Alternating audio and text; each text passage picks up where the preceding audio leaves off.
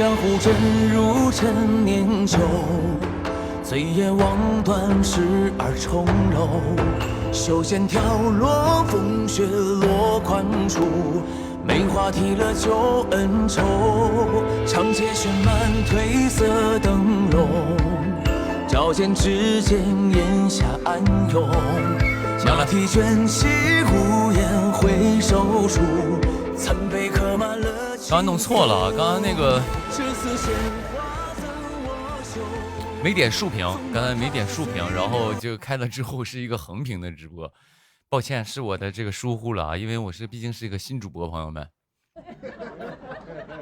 新人主播刚刚那个小刘刚刚上线，所以呢就比较的对这些设备什么不是特别清楚，然后各位多多关照啊。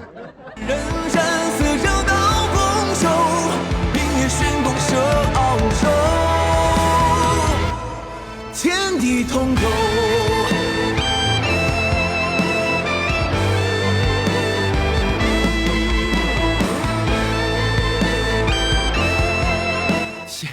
有朋友问你就装吧，你是我粉丝吗？谁家粉丝看到自己家这个喜欢的这个艺人，往后他说你怎么你就装吧，出门在外就面子都是粉丝给的。有朋友老大我明天考试，好的，考试的朋友赶紧去休息，别看我直播了，好不好？别看我直播，赶紧去休息。然后那个反正我直播有回放，等你考完试一落一稳了啊，咱们就咣的，就是把直播补一下，好不好？你先去复习一下，行不行？辛苦了，你这明天就考试了啊，真的是。把江湖真如陈年酒，醉眼望断时而重楼。袖线挑落，风雪落宽处，梅花提了酒。刚刚有朋友说，哎，吃腊八粥了吗？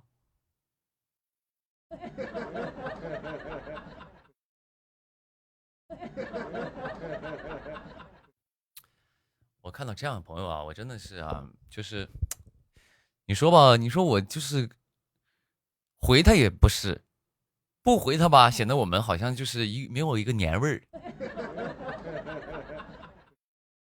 但是我就是对你很无语，我想给你踢出去。你不要觉得说，哎，刘宁怎么这样？刘宁怎么人粉丝问你关心你，问你喝没喝腊八粥，你要给人踢出去？不是，朋友们，听我解释。我刚才朋友们，我今天为什么直播？因为我今天为什么？你看我为什么现在就是画的跟个鬼似的，小头型抓上了，往后眼妆画的跟鬼似的，为什么？朋友们，为什么？因为我刚才有个商务直播，京东刚才商务直播了，朋友们，我商务直播之后，我就了这个妆法，我就寻给你们再播一下，就说明你刚才有朋友说你，哎，宁哥，你那个啥，你那个喝腊八粥了吗？就说明你刚才我的商务直播你是没看的，你连我商务直播你都不看，你就肯定第一你不是我粉丝，第二你不支持我的工作。我刚才在商务直播里哐哐造一碗，你问我喝没喝腊八粥？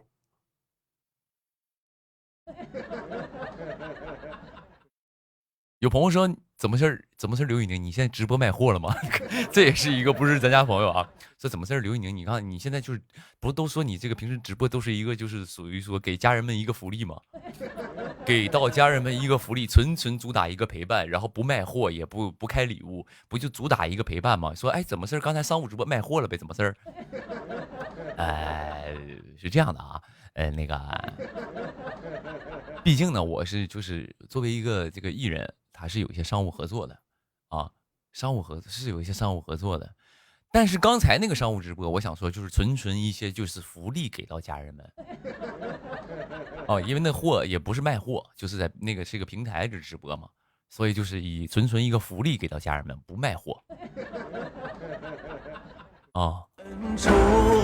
长街绚烂褪色灯笼，照见指尖檐下暗涌。所以朋友们是这样的，像这种朋友呢，咱们就是忽略他，下次再有这样的问题，我都不再搭理他的。也希望朋友们，就哪怕以后我有品牌合作，一些品牌上的直播，我也希望各位光临，好不好？也参加一下我的这个商务直播，去给我撑场面，显得咱们就是异常火爆，好不好？哎，进去给我窝了喊，给我撑场面，行不行，朋友们？谢谢各位了。所以呢，就是刚才那场是商务直播，但此时此刻的我属于就是一个纯纯的一个福利给到我的家人们，啊，就是一个陪伴。咱们今天这个直播呢也没有什么内容，因为就是我觉得后面因为比较忙嘛，然后明天一堆事儿，后天一堆事儿，都是事儿比较多，所以今天就是收的稍微早一点，我就抽空上来给你们播一会儿啊。然后这是第一，第二是什么呢？第二就是我的直播也没有什么内容，然后就是上来给大家闲聊一会儿啊，就是跟你们一块儿去。不算是消磨时光吧，也算就是叫做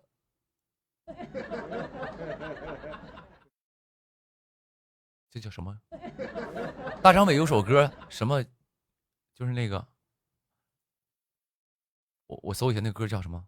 虚度时光，是不是虚度是吧？虚度光阴啊！我那有首歌叫大张伟的歌叫啥？我看一下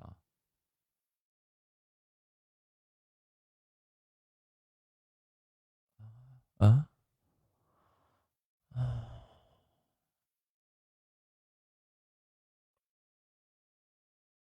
共度美好时光，共度共度良宵。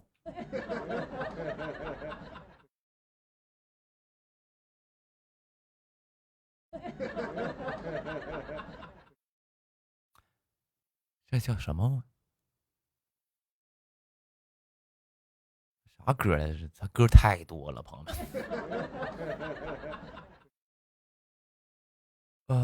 哎，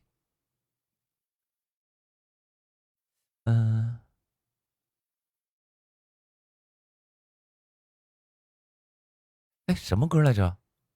你们现场没有大张伟粉丝啊？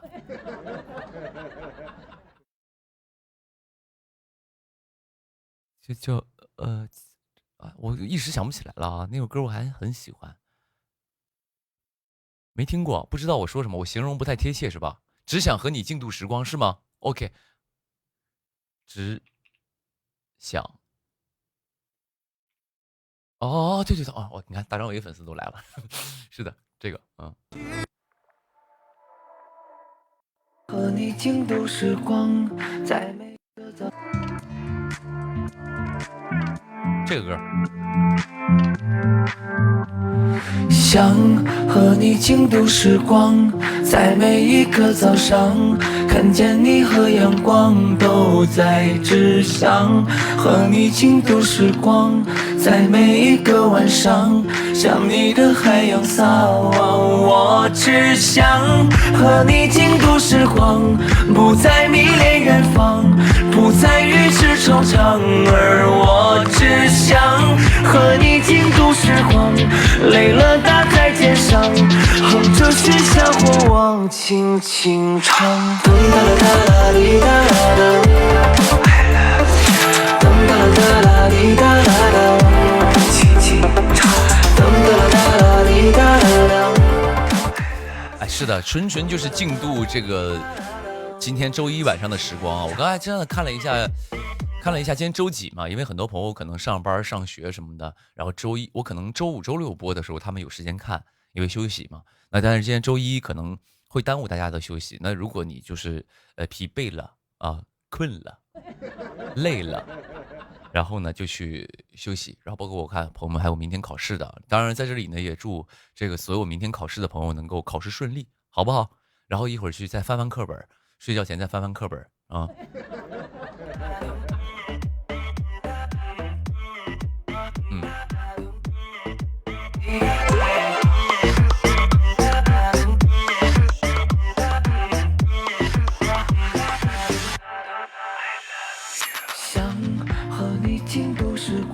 刚有朋友说宁哥你腿疼不疼？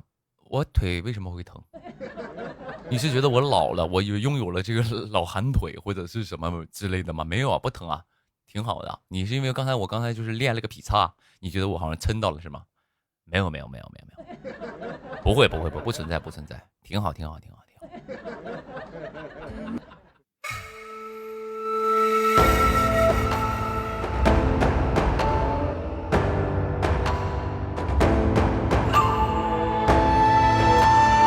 腿一直抖啊，就是有这个贱毛病啊，腿喜欢抖啊，就有这个贱毛病。因为，我在直播的时候脑袋是飞速旋转的啊，飞速旋转的，所以这个抖腿其实也证明了你的心理节奏啊，就是这个表演的时候是一样的，心理节奏就是一直在这个心理节奏很快，在时刻看着朋友们在说什么，然后要给你们一些反馈。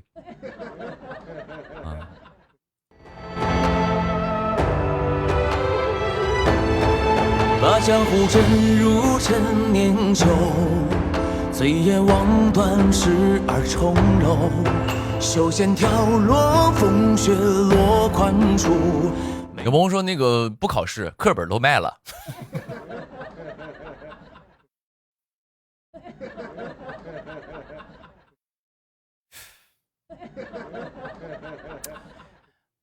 课本都卖了，我以前还真干过这事儿。我以前上初中的时候，大家都知道我学历不高嘛，然后初中之后知道自己以后的命运是要当厨师之后，真的去废品收购站把课本都卖了。我记得一堆书卖了4块6毛钱，转头就去网吧啊，就去打游戏去了。咱俩是一样的啊，一道号。挂咸鱼上了是吧 ？OK。挂咸鱼上，你那个销量估计也一般，卖不太出去。你还是废品收购站吧，好不好？有朋友4块6去网吧打多久？4块6，那个时候网吧，我小的时候，那个时候网吧是2块钱1个小时吧，2块钱1个小时，4块6就是2个半小时呗。马蹄卷起，无言回首处，曾被刻满了青松。这次鲜花赠我袖，纵马踏碎琉璃球，任他9万里，星球呀尽头，斩断宿命强白昼。音乐声音好大，就是要贯穿你的耳膜。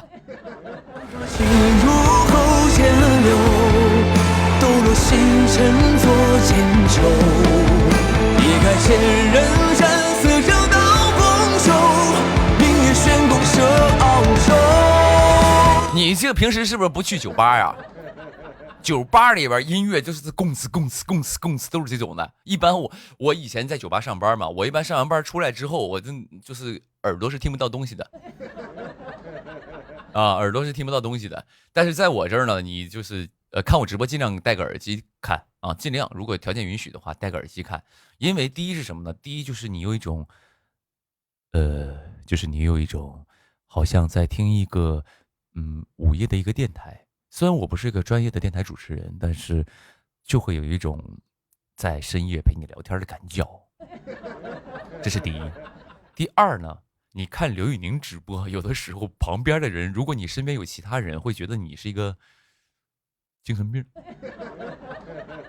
哦，这是看什么玩意儿呢？我怕影响你在这个那个社交场合的一个颜面啊。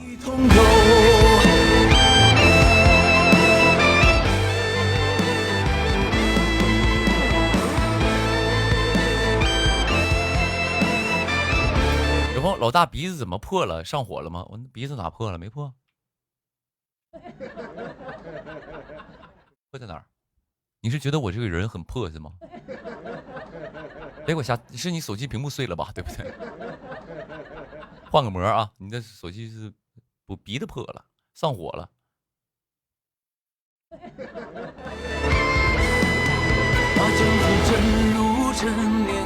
一直在调音量啊。什么意思？你的意思我是噪音，我吵到你了是吗？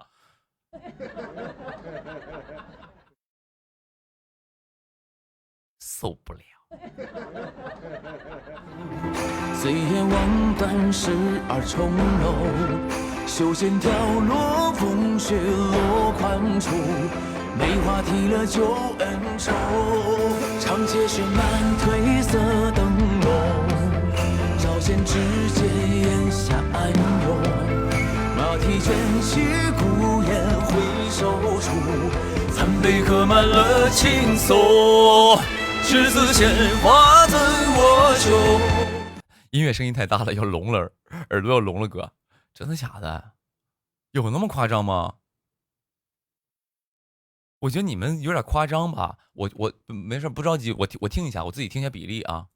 纵马踏碎琉璃球，任他9万里行雄压尽头，斩断宿命向白昼，天河心入喉间流，抖落星辰作剑愁，离开千人山色找到丰收，明月悬宫射昂首，天地同游。Hello， 大家好 ，Hello， 大家好。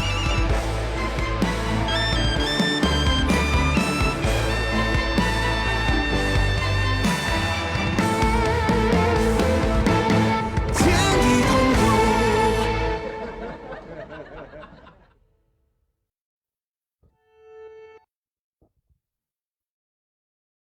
正好啊。你那声音太大了，你估计你手机问题吧？你手机是不是坏了？对啊，你看有朋友说我这听着声音不吵啊。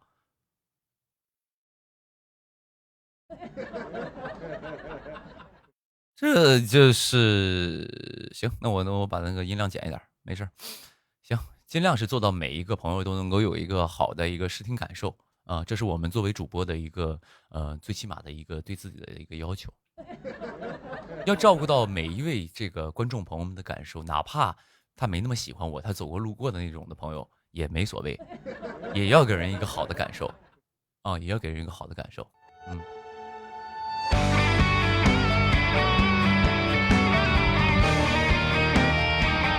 声音小了吗？现在声音小了点是吧？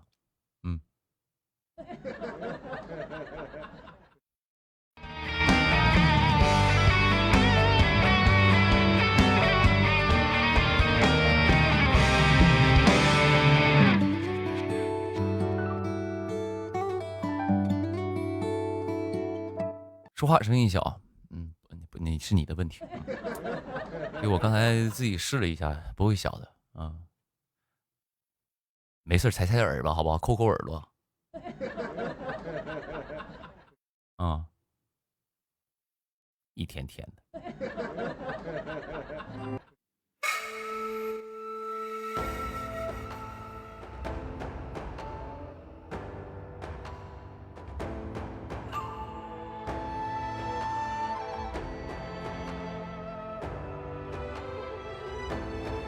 把江湖沉入陈年酒，醉眼望断石而重楼，袖线挑落风雪落宽处，梅花提了旧恩仇，长街绚烂褪色灯笼，照见指尖檐下暗涌，马蹄卷起无言回首处，残杯刻满了青松，这次鲜花赠我酒。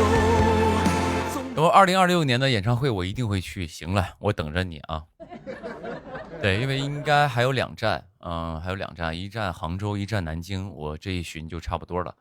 然后这2站演完了，我就缓一缓啊，缓一缓，然后下次再开也不知道什么时候了，我也不知道，也不是说不知道什么时候了，我可能就再不一样一点，或者是再出一些歌，或者怎么样的话，对，就先把这2站开了啊。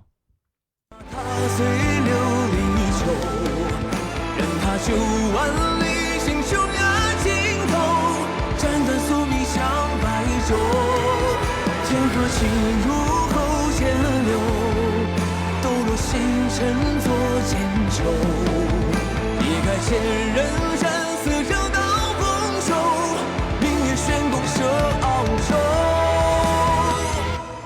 天地同游。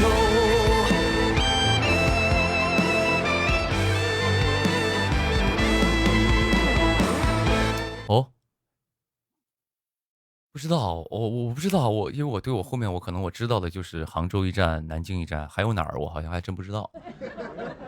哦，没事，到时候再说，先开完吧，我不想把这个，我是属于那种就是，我知道我后面有工作，但是你不要告诉我具体哪天干什么，就是那种，因为我如果我知道后天大后天大后天具体做什么之后，我就会开始去把就是我的思维就会转到那个地方，我就开始焦虑那天的工作该如何做了，我就觉得有点提前去消耗我的精力了，然后我当下的事儿也没干好，所以就是这样的。明天拍商务，我就明天起来把脸好好刮一刮，消消肿。晚上睡觉之前贴个眼膜啥的，那这是我能想到明天的工作的一个准备，就这样，不想提前焦虑嘛，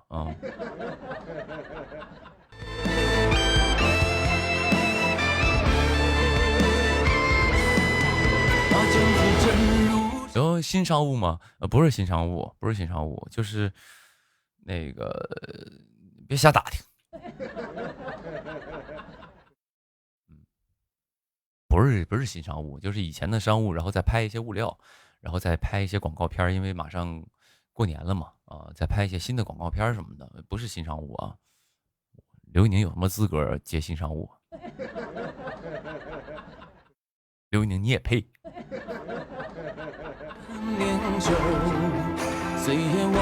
有朋友说热搜说你去花少啊，我不去啊。时而重楼，修线条落风雪落宽处，梅花提了旧恩仇，长街是满褪色的。没有，我就是想说什么，不没，我不知道要没邀请我们啊，团队那边接没接收到，但是我这边是没有接收到的。就是也不是没有接收到，因为我一年不能接太多综艺了，我真成综艺咖了，我不能接太多了。我现在就是因为我往年去的那种的，我今年肯定还会去嘛，那已经够多的了，已经录不过来了，现在那个开推也定了，啥时候录制时间已经通告都出来了，然后档期也给留了，然后地球超新鲜也档期也给留了，然后通告也出了。所以就这两个这上半年先把这两个综艺给录明白了吧，因为我干啥事儿呢，就希望就是先专注当下的一个活儿，把它干好了啊。没撞吗？他们有方法解决的吧？我不知道，他们肯定有方式解决呢啊。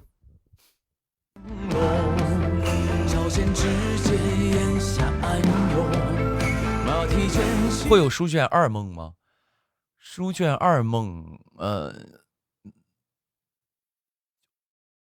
不知道。无言回首处，残碑刻满了青松。执子鲜花赠我手，纵马踏碎琉璃球。任他处万里行舟压尽头，斩断宿命向白昼。开推是原班人马吗？这个问题你问我，我就是不知道怎么回答你。没事儿，我觉得是这样的，就是，就是，开心就好，朋友们，开心就好，就是所有人都是，就是你看综艺也好，看剧也好，你都是获得那份，怎么说呢？那份参与感也好，或者是那种就是怎么说呢？你就比如说你看一部剧，你会带入某一个角色，你就会经历一个故事。那你看某一个综艺，你可能在这个过程当中，你也可以获得欢乐，获得放松，获得一些思考其实都是 OK 的，对，所以各位就是我觉得凡事呢，不强求，任何事不要强求，不要有执念，然后就是在看某一个东西或做某一件事当中获得它的一个你想获得的东西就可以了啊，不要太有执念啊。天河心入口间流，抖落星辰作剑愁。离开前人山色找到丰收，明月悬宫射昂首，天地同游。对，到时候等你开播你就知道了嘛，对吧？开播不就知道了吗？我现在不可能去说太多东西，因为别搞得我这边像个营销号似的。搞得像我像营销号似的。那就不要啊！我基本不会说我这些朋友的事儿，我就说我自己的事儿就可以了啊！我有的时候说我自己的事儿，都觉得我在影射谁，没必要啊，也没必要影射谁。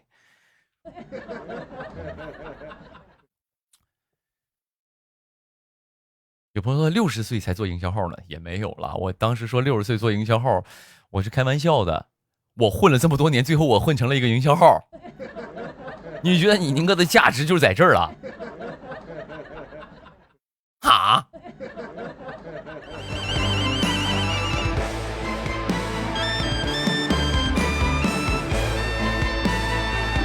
你不得说宁哥，你60年之后，你得是一个就是商业帝国的一个就是那种老板，刘氏集团的一个老板。商业帝国那种的那个老板或者之类的，你给我混60年混成营销号了，天天在上面黑明星。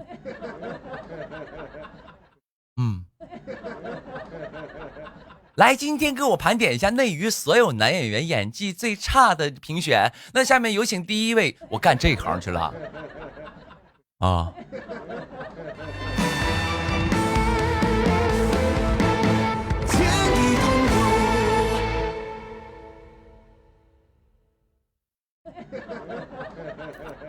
然后我做个视频在那人身攻击所有的这些艺人，然后你们作为我的粉丝在下面狂欢。没错，说的对呀，名副其实，他就是最差的，他就是不行。我的妈呀！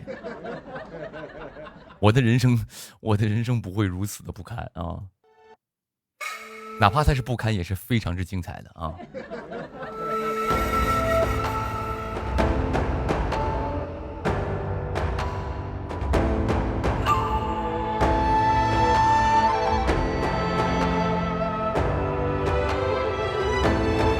把江湖沉入陈年酒，醉眼望断时而重楼。然后宁哥那个啥，那个我那个你工作室还招人吗？我付费去上班。你是哪个市的集团的？我是刘氏集团的，你姓啥呀？咱们你是那种太子爷，或者是那种太子女，你上班纯为了就是个人爱好啊，倒也不必啊。袖线跳落，风雪落宽处，梅花提了旧恩仇，长街绚烂褪色灯笼，照见指尖檐下暗涌，马蹄卷起无言回首处，残碑刻满了青松。有朋友宁哥接戏吧，想看，接可以。刚才那个朋友说宁哥接戏吧，想看你拍戏，好，我就因为这个朋友，我今天接戏好不好？就为了拍给你看的，感不感动？开不开心？就为了接给你看，其他人不重要，就是刚才问我说能不能接戏，想看，就是为你拍的。这次鲜花赠我绣，纵马踏碎琉璃球，任他9万里行修雅集。行，开心就行。但是朋友们是这样的，开心总是短暂的。开心就是开心一下就行，因为我们作为成年人很难开心很久，对吧？你也成年人，我也成年人，咱们开心就是基本都短暂的，但是往往这个短暂的开心会让你觉得很珍贵。斩断宿命向白昼，天河情入后涧流，抖落星辰作剑囚，一改前人染色绕道风霜。刚有朋友说不是说那个什么吗？说上你工作室上班嘛，上我工作室上班，你也没有什么的，就是怎么说呢？有什么优先权？能够陪着老板工作或怎么样的？明月悬宫射鳌首，天地同游。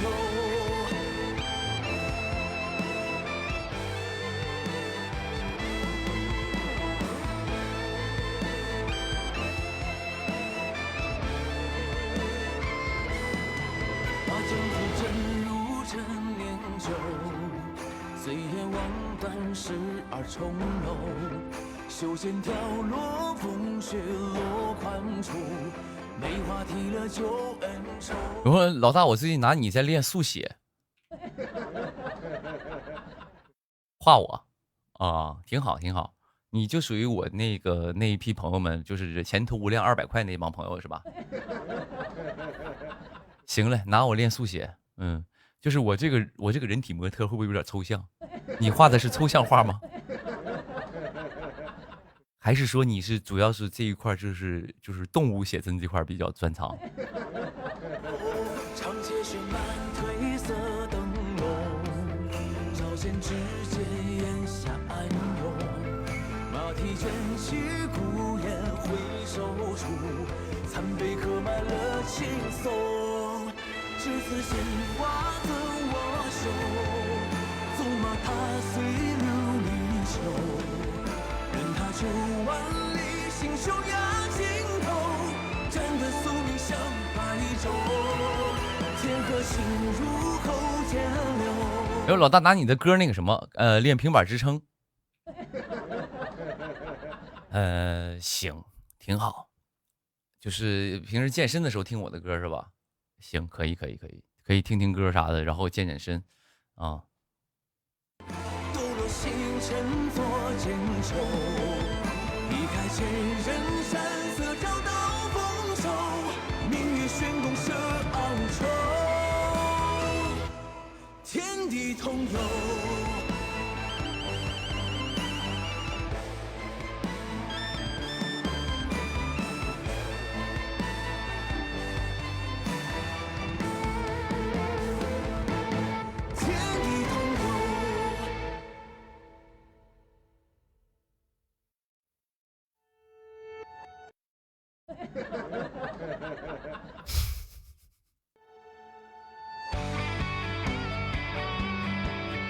有朋友宁哥，老大，下次有人有代拍再怼到你脸上拍，你就打他们。你是不想让我好了？你现在属于就是有点就是怎么说呢？教唆别人就是犯法。你是教唆我犯法，让我就是使用我的暴力。你说当时你说比如说有代拍过来拍我，直接把手机塞我嘴里了，我当时一气之下就是给他来了一个后勾拳、右勾拳，直接一个右勾拳击倒在地。你说我是不是得进去蹲个几天？你什么意思？有不说再有代拍你就喊一声，我过去打他。你们是什么玩意儿？黑社会？你们这法盲吗？都是。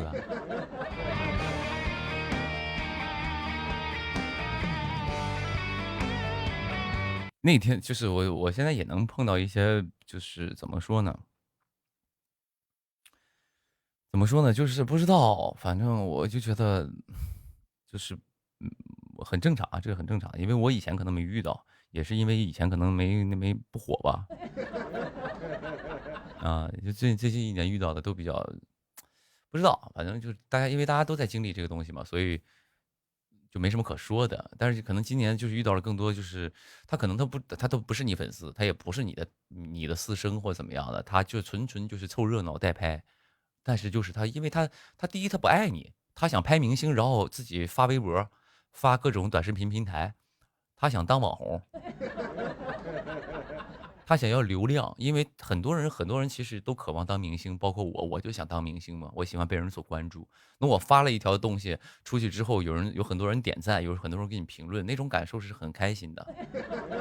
所以呢，他们很多人拍完之后就是为了发一个，然后到时候就有一些点赞，让他瞬间感觉就是生活当中有很多人关注到他了，或者是做个号啥的，就是很正常这种东西。有的时候你就哐哐把人手机打掉，把人手机打掉，你不得给人赔手机呀？我何必呢？我何必呢？对吧？就是对，所以就是各位就是那个遇到看到那种视频，你就不要点赞，也不要去给评论什么的啊。没事。其实我这个人就是怎么说，因为我毕竟我一个30多岁的人了，然后那个啥大小伙子，东北人，然后我其实都不差这些事，就是没有感觉这些事儿是一个什么事儿啊。但是有的时候呢，比如像我从酒店出来，他就是你可以拍啊，你拍你很正常，你没什么可矫情的，你作为艺人，但是他就站在你面前堵着不让你走拍你啊，这种是非常没有礼貌的，且没有公共道德秩序的一个怎么说呢，一个行为嘛，对吧？就堵着不让我走。然后呢，我一绕开他们，直接手机怼脸上，没礼貌就是啊，没有礼貌，所以就是无所谓了。那这种人就是，那你怎么办呢？对吧？都说这个明星怎么样，明星怎么样，其实很弱势的啊。我哪怕我说一句不好听的，我都得黑死我。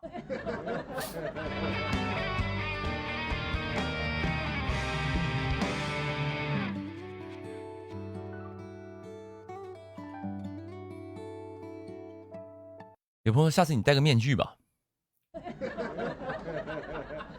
朋友们，现在我就戴的面具。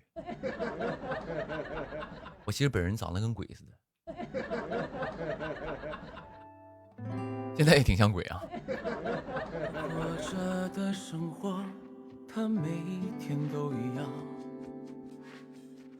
重复的没有一点空。有朋友说反拍他们，就是有人拍你的时候，你拿手机拍他们。我拍他们的意义是啥呢？我要干嘛？我让我的手机多一条内存。我是让我手机多一条内存，然后让我的内存里放一些就是这些人的视频和照片，他们的样子。我是为什么？我是要干吓退他们。就是你在日后正常，他们是啥？他就是你在日常当中，你只要举起手机拍对方，对方就被你吓退了。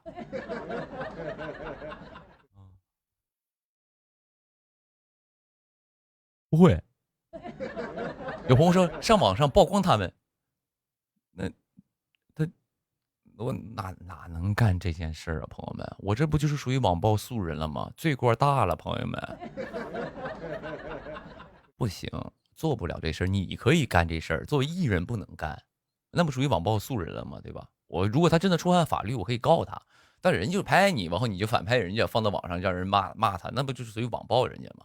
对吧？我就是那种，我就是被人网暴的一个人，然后我再去网暴别人，就是屠龙少年终成恶龙了。我是这样的吗？自己变成了自己最讨厌的那种人。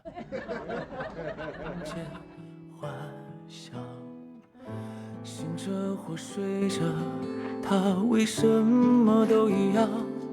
不难想象，晴天雨天。有朋友说宁哥，你的衣服像二维码，你扫一下。你扫完之后，估计你能加我微信，你扫一试试。你扫一扫。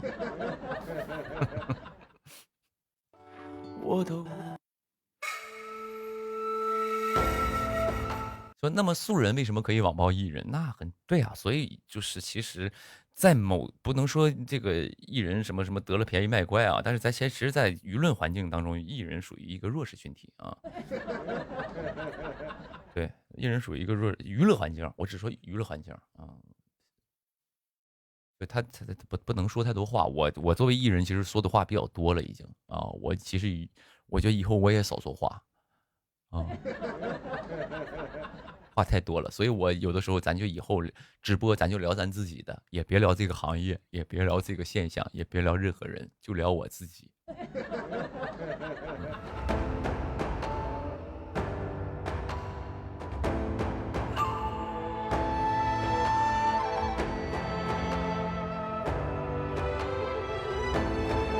把江湖沉入陈年酒，醉眼望断时而重楼，袖线挑落，风雪落宽处，梅花提了旧恩仇，长街绚满推。我说你的 BGM 真的很大，我小了，我已经给它调小了，可以吧？嗯。马蹄卷起无言回首处，残碑刻满了青松。这次鲜花赠我绣，可以啊，这现在不打了吧？行。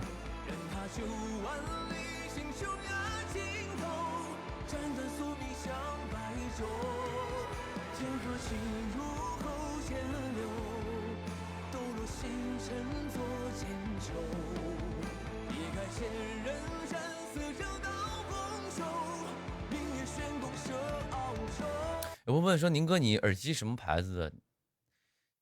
你怎么好像你是我怀疑你是这个厂家，你故意过来问我，然后让我有一个就是软植入，是不是？啊，不接这活啊！我在我直播间里不给大家推荐任何的产品，我只给大家推荐刘宇宁好听的歌曲。天地同游。”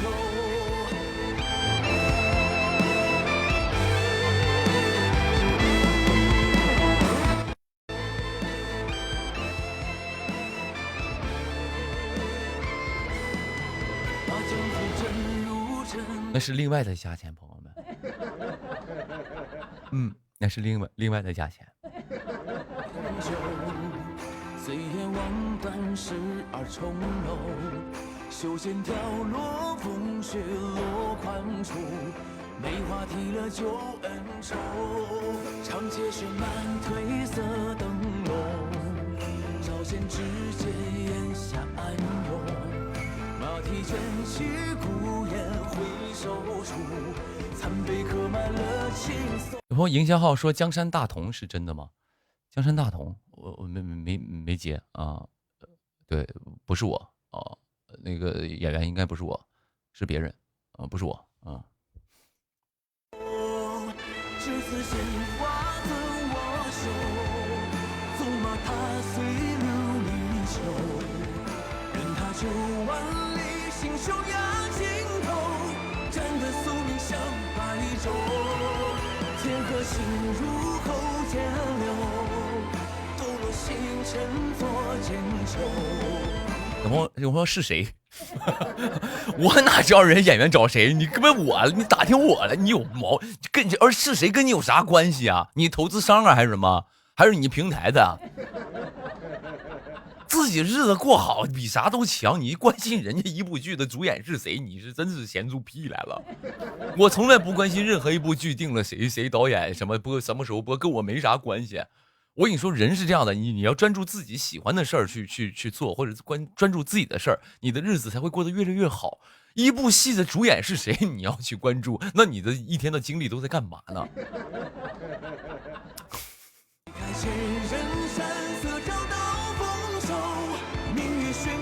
你就算知道了又能如何？跟你有1毛钱关系吗？我跟你说，朋友们，我始终是这样的，跟我没关系的事我从来不打听，我从来不关心。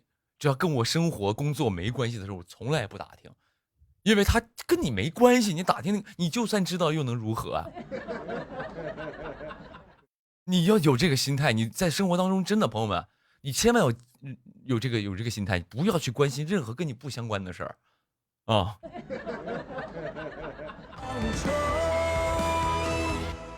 天地同游。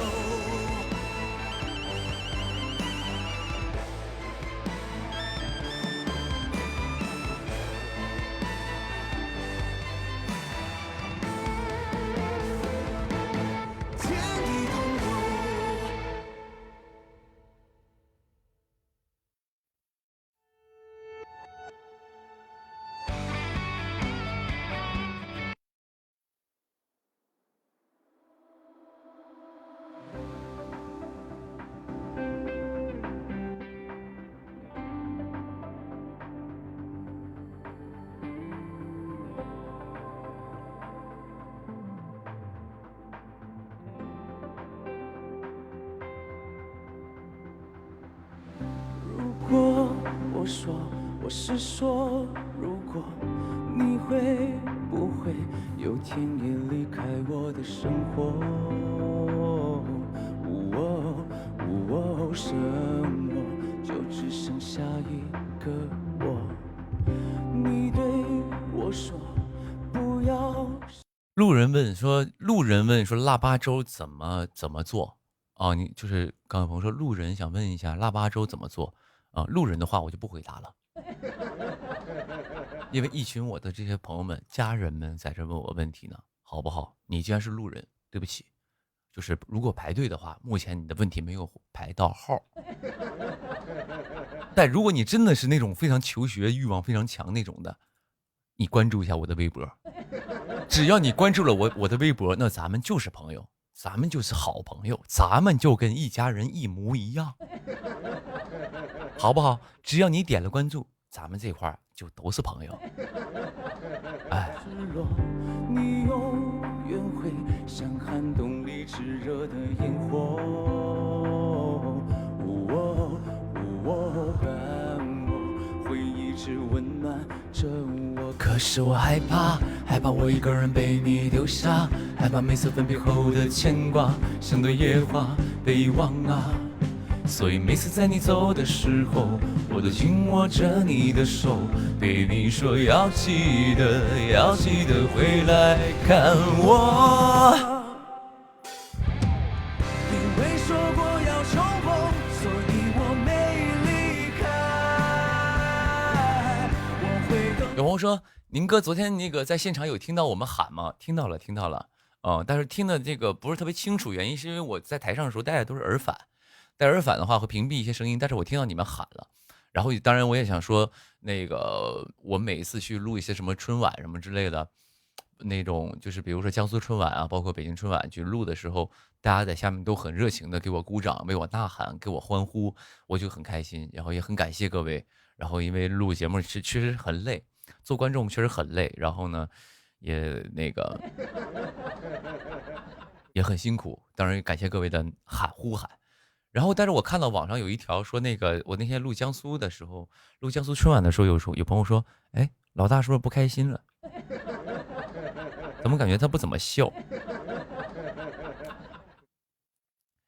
是这样的，哥们儿，这第一呢，哥们儿我也不是卖笑的。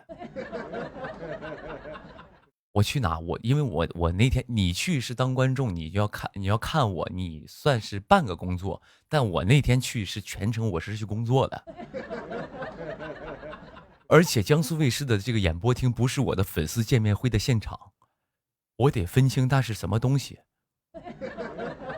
你来我演唱会上，我嘎嘎给你乐。我去那地方是干活的，我在外边得有个干活的样儿，我不是在那跟人家嬉皮笑脸的，我要在外边表现的我一个就是专业性的一个东西。我去了跟粉丝互动去了，你们好吗？开心吗？辛苦了。让我听到你们的喊声，往后余生。我带劲儿啊！我干嘛？我在那儿啊？我不可能，那是我工作啊，那是我工作，我得有朋友说得装一下，不是这么难听，但是其实就这么道理，不能说得装一下，但就是这个道理。我出门在外，我作为一个艺人，我作为一个歌手，我那天去演出，那是我的工作，我要尊重舞台，尊重所有的一切，包括观众，我尊重观众，我不是去跟你嬉皮笑脸的。我该礼貌的跟你打招呼，跟各位就是打招呼，啥都可以。但是我不能，我得保持专业性，我不是说好像那种就是没见过世面那种的，看粉丝一多我在那嗨到不行那种的，我得装，不是我得那个专业一些，朋友们懂吗？而且不要朋友们，你们在现场是什么呢？你可以就是给我鼓掌欢呼也好，或者是说夸我真棒也行，但是不要举个手机说刘宇宁，举个手机。我以前跟大家说过，我这个人有一个臭毛病啊，非常不好的一个毛病，就是咱家可能很多朋友粉丝朋友们就是非常那个支持我，也喜爱我，但是我这有一个特别我不喜欢的一件事啊，就是我这个人，我这个人心里就只需要2个字，尊重。我特别在乎这2个字，尊重。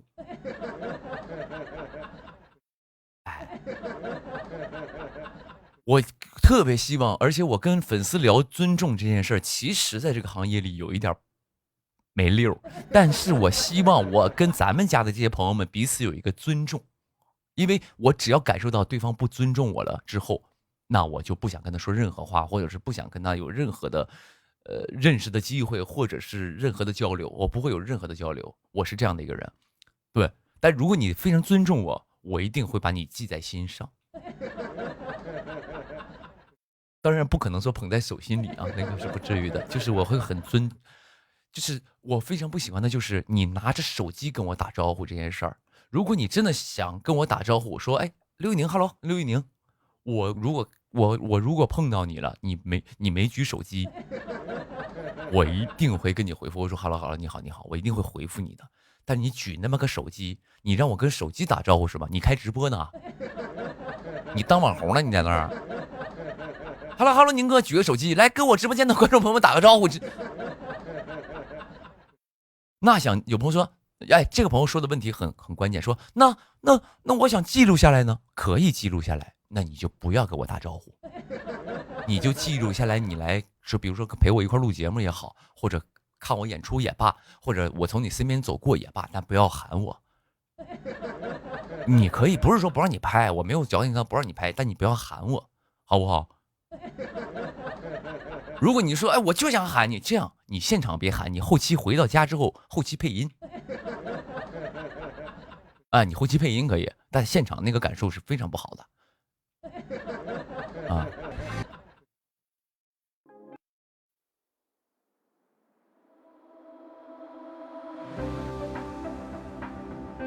有朋友说，有朋友给我总结说，要么拍，要么喊。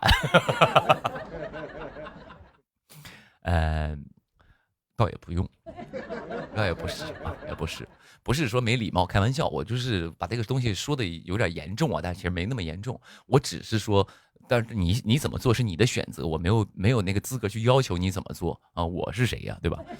我没资格要求你怎么做，但是我想跟你说，以后就是你举着手机拍的时候，你可以拍，你可以喊我，但是我不回复你，你不要说我不开心了，你不要说那个。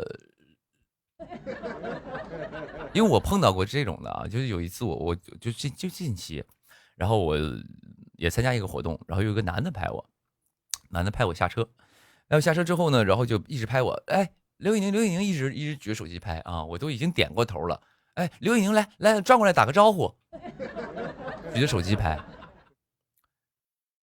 就是刘宇宁转过来打个招呼，我就那一刻我觉得我非常的就是不能说很生气吧，我就觉得。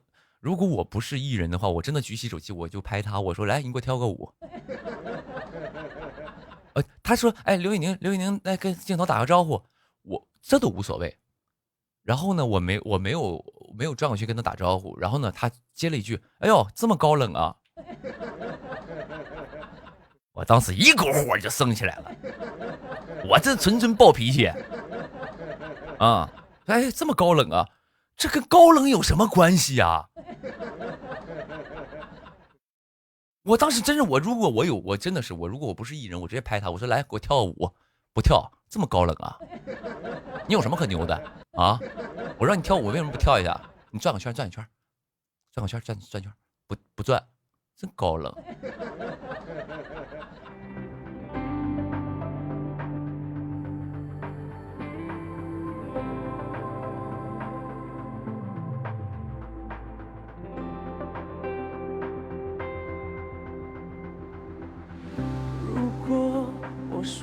我是说，如果你会不会有，是不是？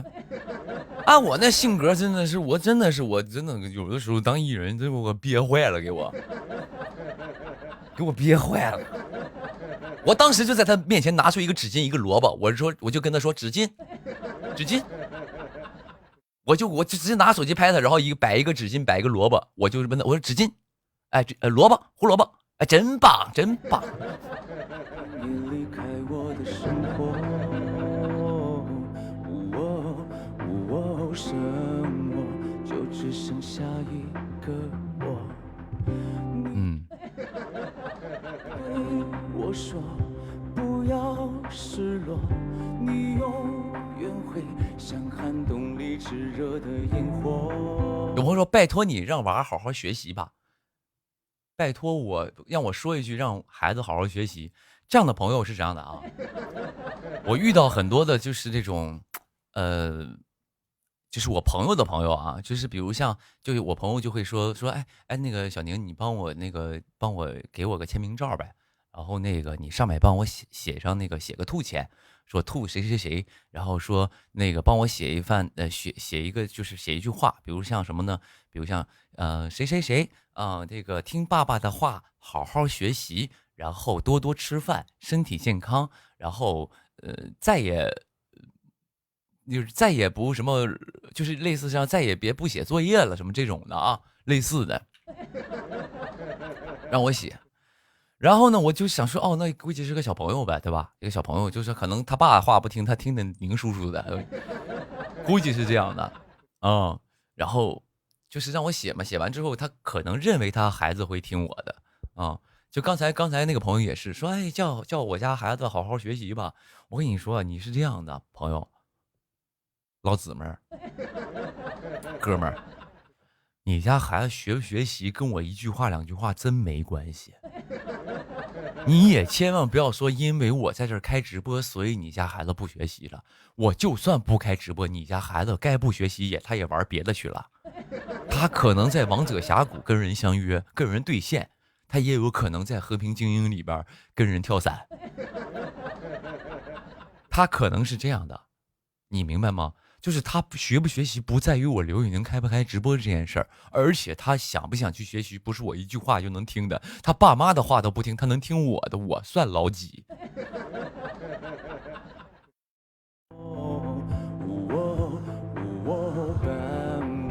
会一直温暖着我，可是我害怕我一个人被你丢下，害怕每次分别后的牵挂，像朵野花被遗忘。有朋友说，那是因为宁哥是这样的，那个你开播我就不想写作业了。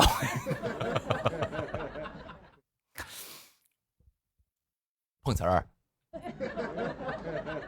你这句话给我怼的，你就是我开播你就不想写作业了，就是他这说的话也没毛病，朋友们，对，确实我如果不开播他就可能在写作业嘛，对吧？我开播了他就不想写，他想看我直播嘛，也没错。就是你给我扣了个帽子，这个帽子太大了，就是我影响这个广大的学子好好学习这件事，刘宇宁直播影响到广大学子好好学习考清华北大这件事了，已经严重影响到清华北大的一个升学率了。我的一场直播竟然可以造成这么大的一个问题，你这个帽子给我扣的有点狠，你想让我使？所以每次在你走的时候，我都紧握着你的手。就是你有一天，朋友们，他到公司应聘，人老板说你哪个学校毕业的？哦，我哪个学校毕业的？哦，那你这个学历不太行啊。他说不，我当时我能考上清华北大，但是就因为看了刘宇宁直播，所以没考上，所以现在学历稍微差那么一点。回头他告我工作室，说因为看我直播耽误他当年学习，没考上清华北大，找不到好工作，是因为我耽误了他的前途。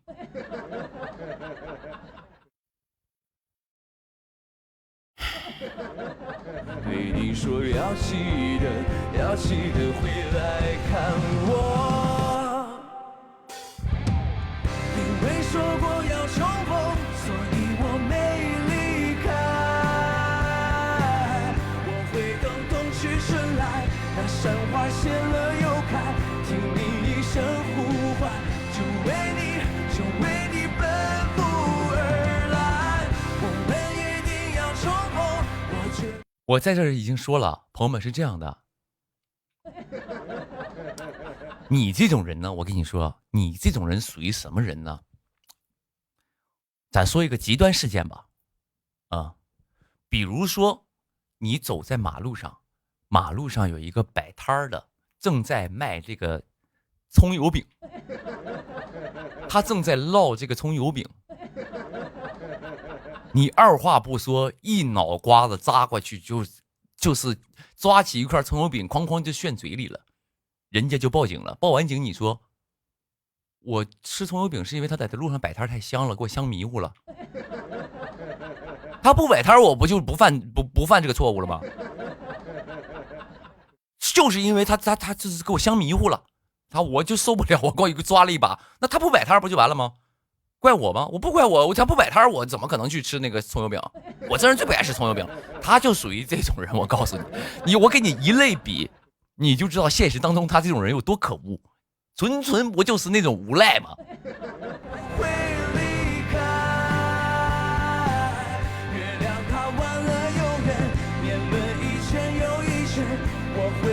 是不是这道理？我开直播耽误他写作业了，人家开这个葱油饼摊，他给他香迷糊了，所以他就是给吃了。因为你是命运给我最好的安排。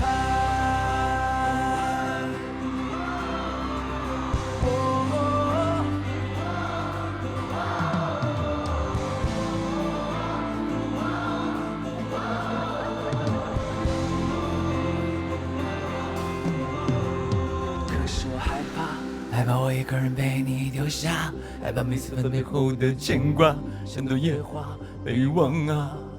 所以每次在你走的时候，我都紧握着你的手，对你说要记得回来看我。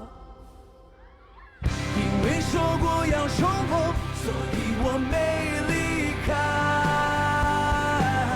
我会等冬去春来，让山花谢了又开。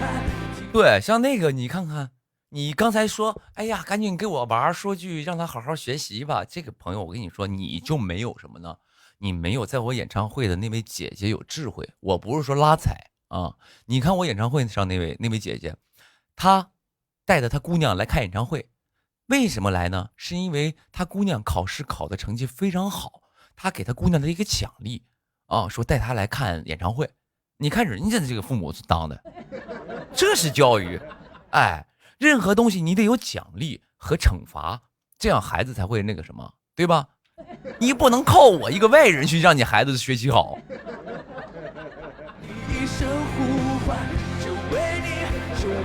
是不是这一笔高攀离下，对吧？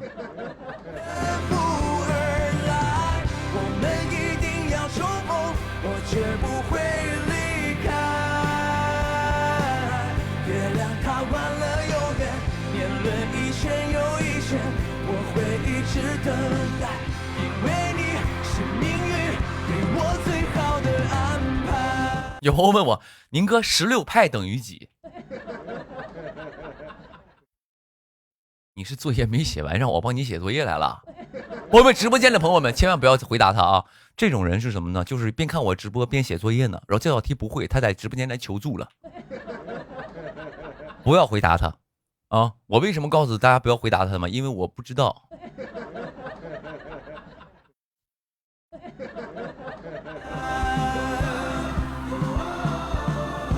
有朋友说50.24，不要告诉他。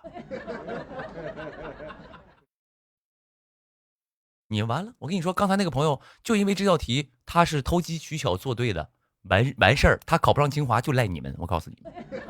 当年有一帮就是奇奇怪怪的叔叔阿姨，就是没有让他好好学习，直接告诉他的答案，耽误他上清华北大，以后都得告你们。我告诉你，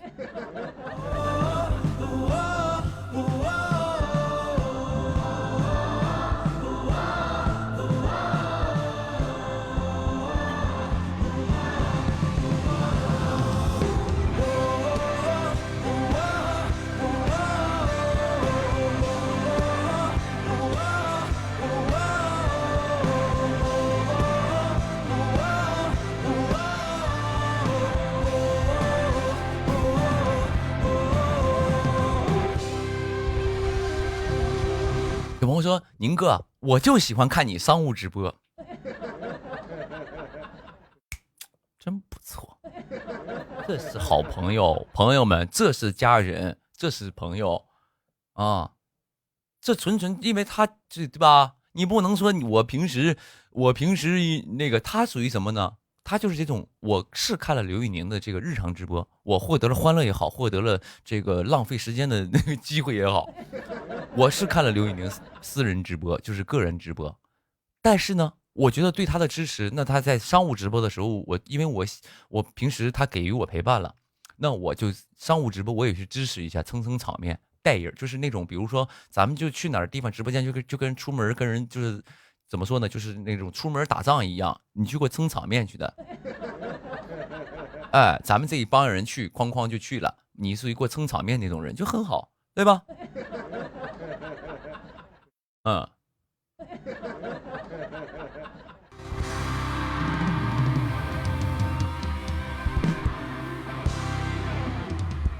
就不能说那种就是你啥不支持，纯索取那种人，我就觉得一般。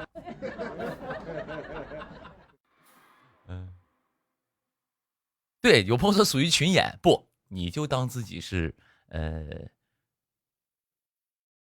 主角，那个直播间没有你干不下去那种的。人一定要知道自己就是得把自己捧高一点，就包括此时此刻这个直播间，此时此刻这个直播间，很多朋友混在我的直播间里，就是在那偷偷摸摸看，可能从开播他看了10分钟也好，5分钟也好，半个小时也好，他一个字不打。啊，其实在我直播间打字这件事其实是很重要的。为什么？第一，我这个直播一结束，我直播的这条微博下面的评论证明着我这场直播火不火爆。比如说我一场直播下面评论100多万条，刘宇宁直播这么多人看，他流量这么好吗？哐哐代言就来了。但是很多朋友们在我直播间就悄悄声在那啪咔一啪啊，就是举一个手机，牙一滋就开始看，纯白嫖啊，纯白嫖这种的，那就是一般。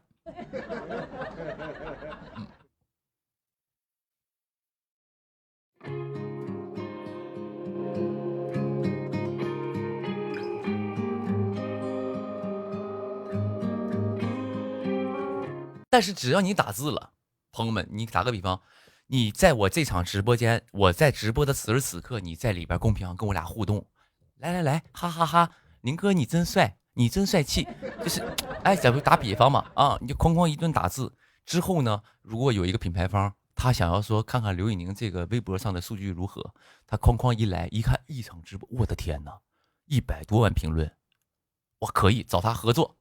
这样，朋友们，你就是我直播间这个，就是我获得这个商务，你就是股东，因为你促成了这件事儿。虽然我不可能跟你分钱，但是这个功德无量，我告诉你，啊，钱虽然你是股东，但咱的股东属于就是纯这干股。干股什么意思呢？就是干活不给股，啊，你纯干股。但是呢，就是哎，就是但是你是股东之一，你价值很高，你很厉害，你很重要。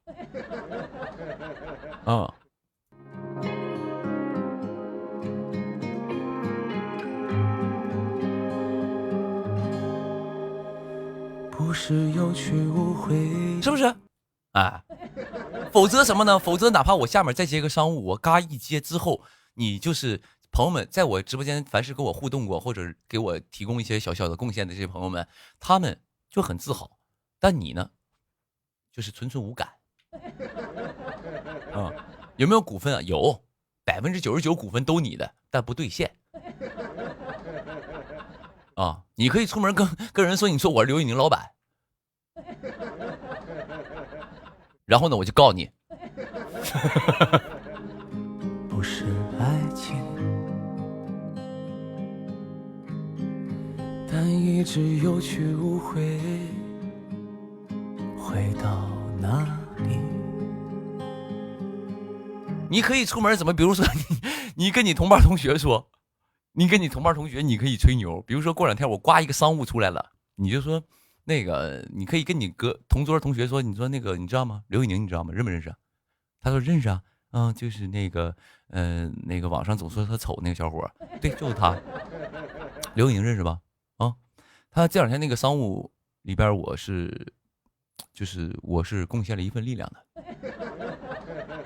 哎，不能说我帮他谈的吧，但是确实是我帮了很大的忙。你朋友问你啥忙，你啥也别说，你说就是帮了很大的忙，在直播间扣字啊，精神股东可以。以后你去公司应聘，你的简历里都可以说曾经帮刘宇宁实现了一条商务合作，你都写到你的简历里啊。人详细问什么，你别跟他说细节就行，但是这都可以写到你简历里的啊。这是你以后去任何公司曾经为刘宇宁忙活过一个商务。人要是追根究底问你，那你就跟人说实话，你说啊，是因为那个他直播的时候我在下面打字，然后呢，后来就是因为我增添了一条评论，我就是那100万分之一的一个股东，然后当时那个商务就找他合作了。一起如樱花般在瞬间开尽，我看见时间和白首喧闹的山里。有朋友说我突然强的可怕，没错，没错，你太强了，你是真的很不错，你太强了，感觉整个娱乐圈要变天了啊！因为你的存在，这个娱乐圈都要变天了啊！你说有去无回的才算爱情，我就这样有去无回，而你在哪里？剩下枯木般没有任何花期的后半生，我像个孩子盼着游向脚触不到的海底。那天山里的鸟叫声音大得像狗叫，天再冷一些吧，越冷越好。行，朋友们，我的直播啊，听个乐呵就行，你千万别当真啊！有朋友现在已经幻想他以后就是走上人生巅峰了，说我现在我觉得我自己强的可怕，我现在太厉害了。可以抱着你，抱着你就好。忽然连续飘上。我有朋友，我已经都在偷偷改简历了，可以可以，你小心，让你公司说你这个人不诚实，给你不用你啊。我这刚才说曾经帮刘宇宁就是协同合作下接到了一个商务，我说这一条你可以写进去，但容易就是因为你这一条也找不到工作。是大的像雪飘，我第一次意识到，我可以抱着你，抱着你就好。曾任职于刘氏集团。那个职位是打字员儿，曾经在这个刘氏集团上过班，有什么工作经历吗？在刘氏集团上过班，担任的职位打字员儿，最多打的字哈哈哈。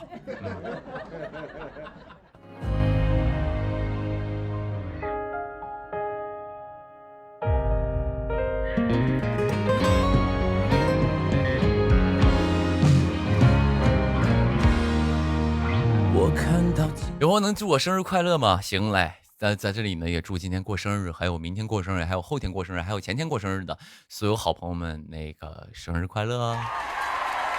我的星空是几万年前的光，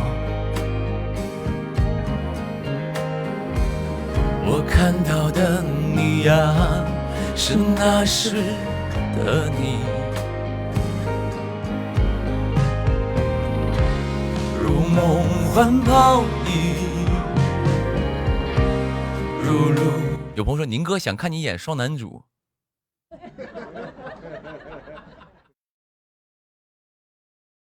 想看你演双男主，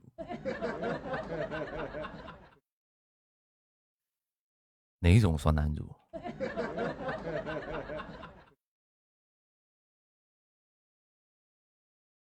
是我想的那种吗？还是说是哪种？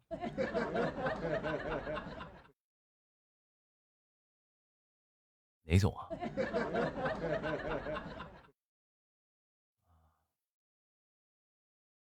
没必要吧？一路电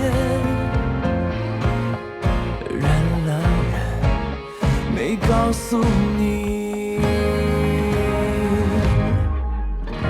那天山里的。有朋友说你想演哪一种？我没有想演。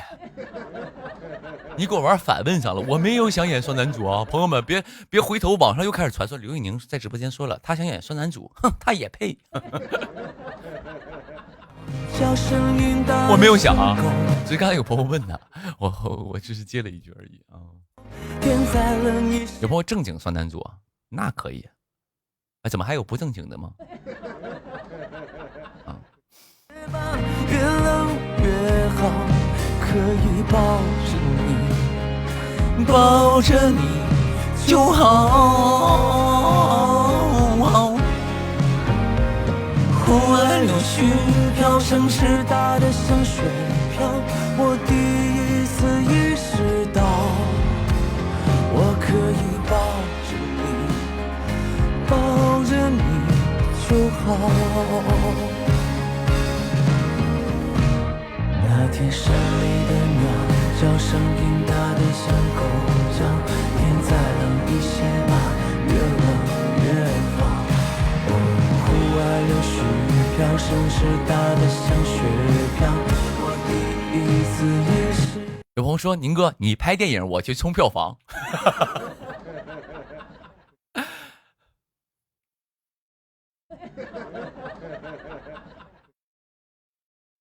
冲票房，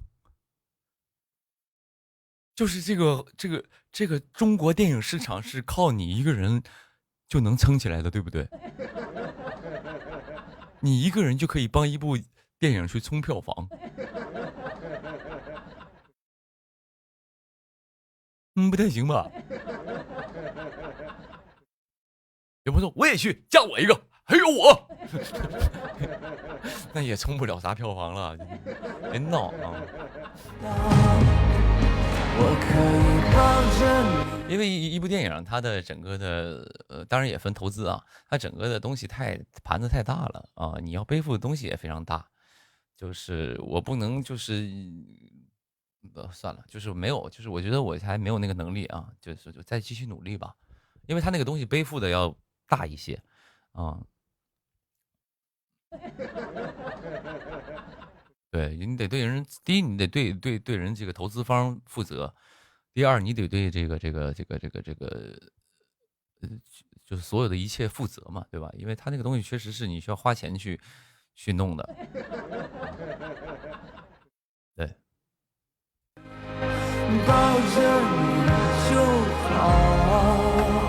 有朋友说，那你演小品吧，我看。不是说小品不好，我没有说小品不好的意思，我只是想说，你刚才那个朋友还让我拍电影，你直接说哦，电影不拍了，那拍小品吧，这跨度也太大了吧！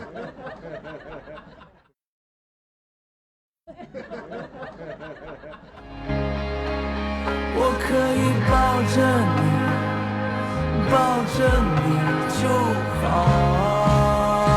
而且你要干我不擅长的事儿，我小品演不了啊，没有。对，就是喜剧演员是喜剧演员，演小品的演员是他们是很厉害的。对我这不是谁都能把小品演明白的，这是一定的，朋友们。我们不要觉得好像好像艺人啊、明星也好，他拍了剧啊，他好像很厉害，他能饰演角色，但你真的演不明白小品的，因为他完全是两种表演方式，和表演模式，他就是非常的不一样的。所以不是你想的说，一个演员都能去演小品，不。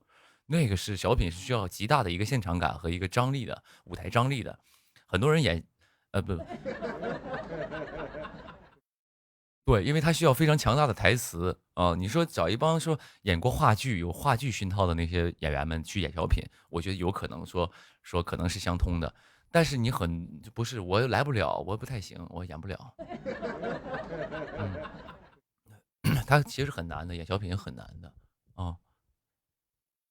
我可以抱着你，因为他要很外放，他要很外放，因为现场都是观众嘛，他演给现场的观众看，所以他所有的表演是外放的，他可能是一些夸张的，我不懂啊，我就是觉得我来不了，我无法胜任，我一般。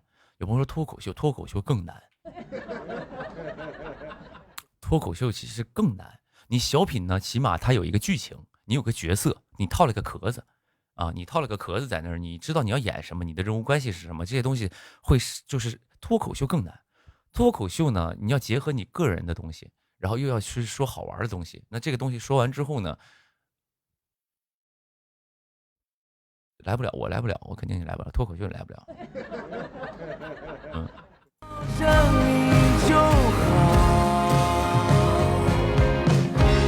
有朋友说相声更来不了，那个东西更加专业啊！别以为就给狗绑块饼了，狗都能说相声，不是的啊，那个更加专业，那个东西确实是需要大量的时间去练习的啊，而且你还得聪明，不是说你朋友们有朋友杂技呢，杂技我可以啊，杂技对我来说很简单，但是我一般演杂技，我演的杂技，比如说走钢索啊、喷火这种的，但是我只能演一次。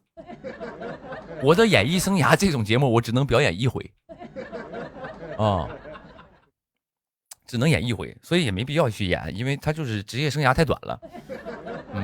这种没有前景的一个行业，我去踏入了也没什么必要啊。我可以抱着你，抱着你就好。我可以抱着你，抱着你。有朋友说哑剧，咱们这儿有人看哑剧吗？朋友们啊，咱们这儿有人看哑剧吗？你看哪个城市说有一个剧场，哇，这哑剧特别好，我们就是火爆到不行，有吗？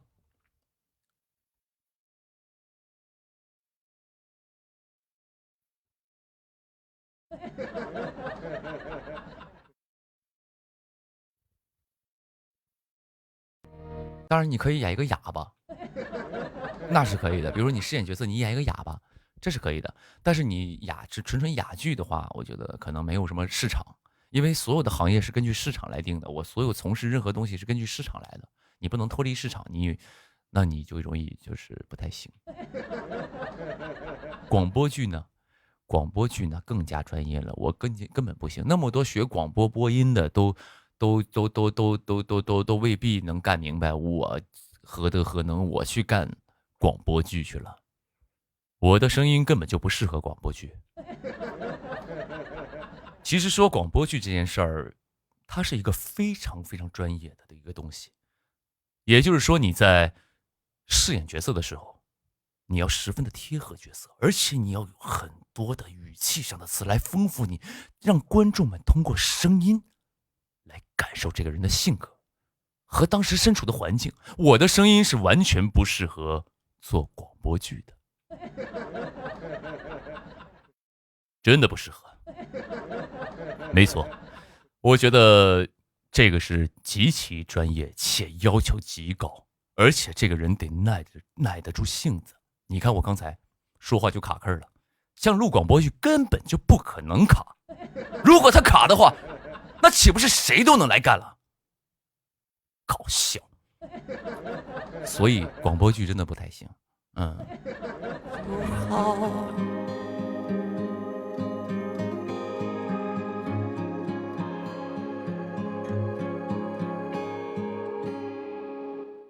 有人说卡的话再录一遍，当然也不是不行，可以再录一遍。但是我觉得人就是要干一行爱一行，一行行行行行，一行不行行行不行。你要对自己有极高的要求，任何都是一遍过，这样才能够提高你自己。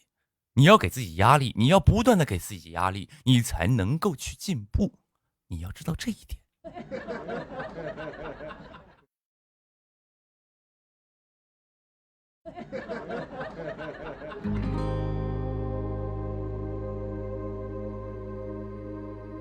有人说当主播卖串儿，你是觉得我有多不适合这个行业？这会儿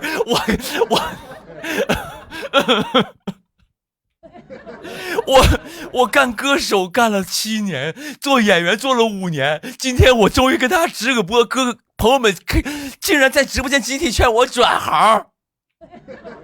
有人让我去演小品，有人让我讲脱口秀，有人说你干广告吧，有人说你当模特，要不你录广播剧吧？怎么是我不配在一线工作了？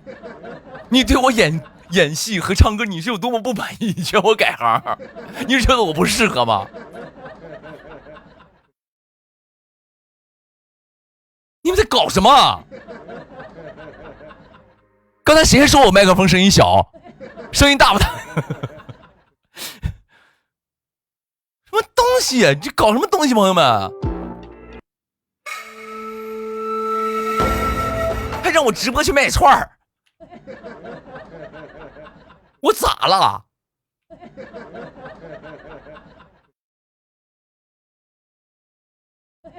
我天天给直播间的宝子们推荐这个串儿有多么好，哎，看看这颗的这个眼型非常的正，宝子们，哎，想要喜欢的朋友赶紧下单啊！就是我给你们卖货去了。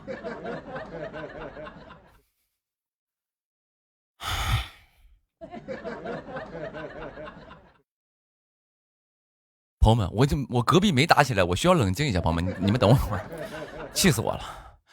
我现在感觉就是红温了，我已经破防了，我已经被破防了啊！一般我是怎么？我朋友，你们可能很多朋友不太了解我，就是为什么我有的时候我会到直播间来，就是给大家就是做一场直播。为什么？因为我就是在生活当中，就是会有一些不自信的时候，不自信，对，就是在生活当中会有一些不自信的时候，然后我就需要来我的这个直播间里跟朋友们去聊聊天，然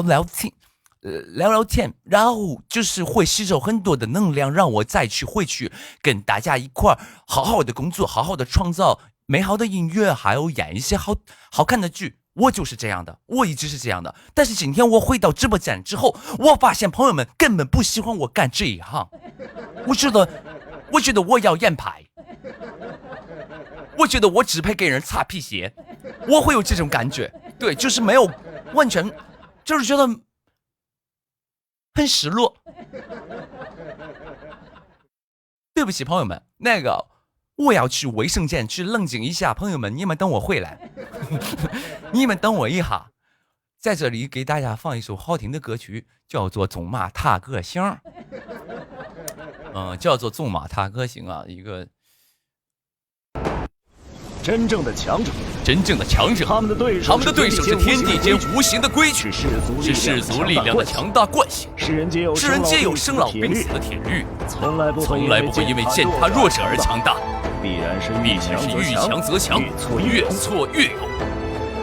把江湖沉入尘。来，等一下，我给大家放一下，朋友们可以看一下。我要验牌，我要去卫生间，朋友们，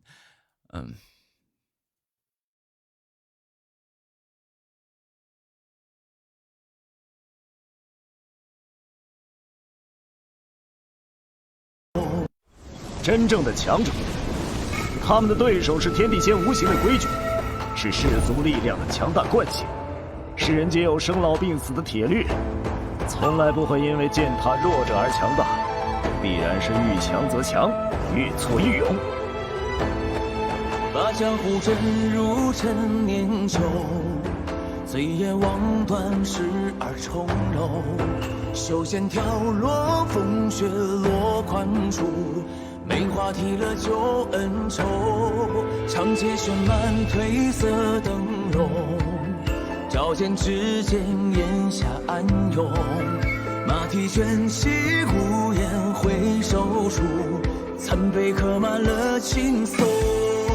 这次鲜花赠我绣，纵马踏碎琉璃球。任他9万里，行匈牙尽头，斩断宿命向白昼。剑河心入后千流，抖落星辰作剑愁。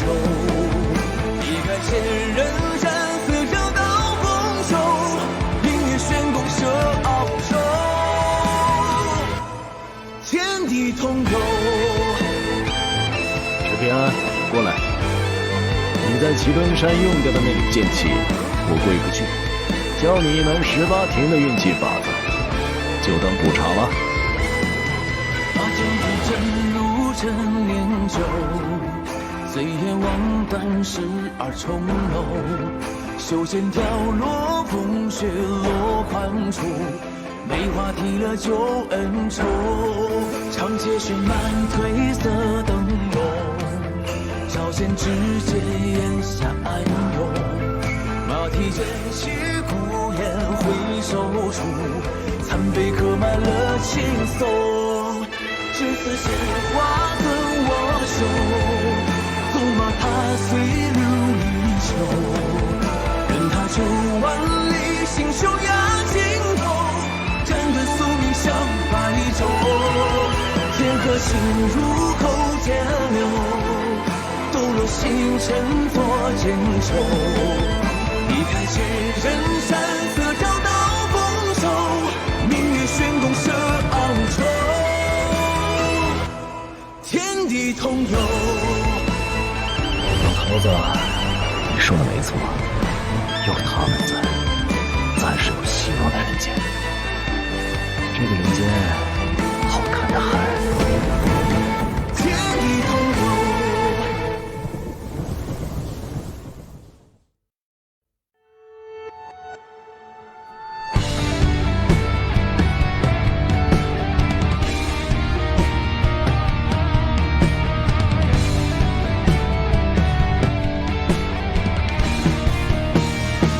来，再等我一下，我去那个拿水去啊。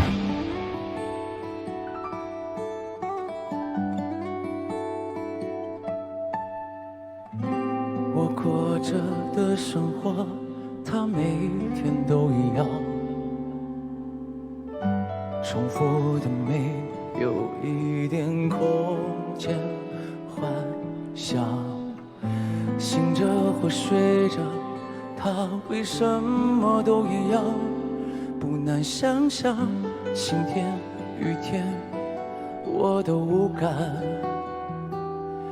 那些未完成的事，就用身体配合命中的伤，来不及愈合，有话想要讲，却找不到任何澄清的欲望，躲在暗夜里成长，也许就是我仅有的力量，模糊的信仰，就算得到再多的关爱，也只剩泯灭微光。我是有多向往，才看得见希望，真相越被扭曲的更强，一边将你凝形状，想再一次点燃自己。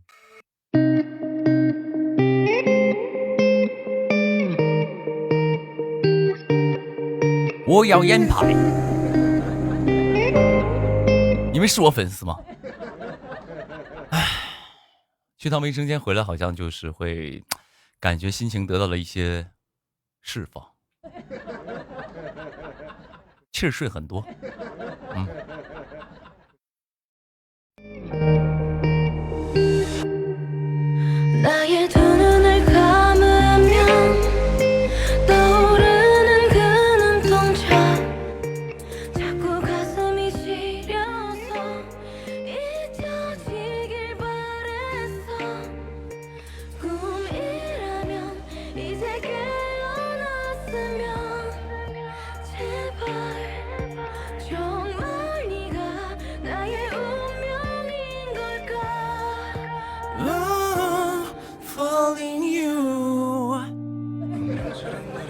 有人说磨粉了吗？没有，我现在素颜。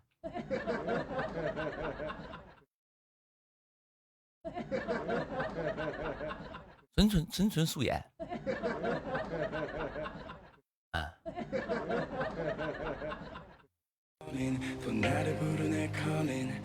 有没有素颜状态真好？还行，还可以啊。磨粉了吗？你是我没有猜错，你应该是男生吧？啊，我没猜错，你应该是男生吧？正常，我们比如说我们女生去形容一个人，就是比如说磨粉了，就他都会形容说，哎，今天化妆了啊，今天擦 BB 霜了或者之类的，我比较专业的啊。说今天这个用了这个叫做高光粉了吧？今天是不是打侧影了？他会很专业，抹粉了，你感觉好你是男生对不对？啊，我们女生咋了？有问不是？没有，这是我这是哦，我说的我们就是咱们就是我们东北那边。不是说我说我们东北那边，我们东北不是说你也是东北的啊，是这么一个逻辑。我没有，朋友们，我没有自摸啊，朋友们，你不要给我扣这个标签，我没有叫做自摸，没有啊，哥们纯爷们儿啊，纯爷们儿，朋友们啊。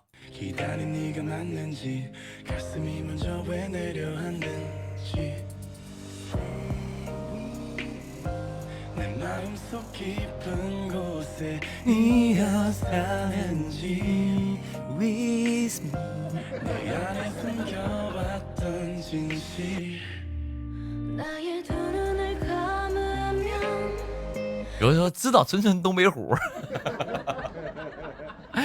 啊，是挺虎，反正是小伙没有，就是东北是东北，但其实是挺虎。有朋友说不是纯奶狗吗？纯小奶狗，也不是，就是这是这样的，你要怎么说呢？作为朋友也好，或者你作为一个艺人也好，你要让自己是一个多面性的，哎，就像一本书一样，一本书里，不能说这个形容可不太对，哎，就像一盘菜，我有学厨师的，用一道菜来形容是比较那个专业的啊。比如说一道菜，这道菜里它只有咸味儿，那就不好吃，你懂吗？它只有盐，它就也能吃，但是它喜欢吃咸的，哦，那就可能是吃一段时间它也腻。但这道菜呢，你里边要是加糖，那就丰富了。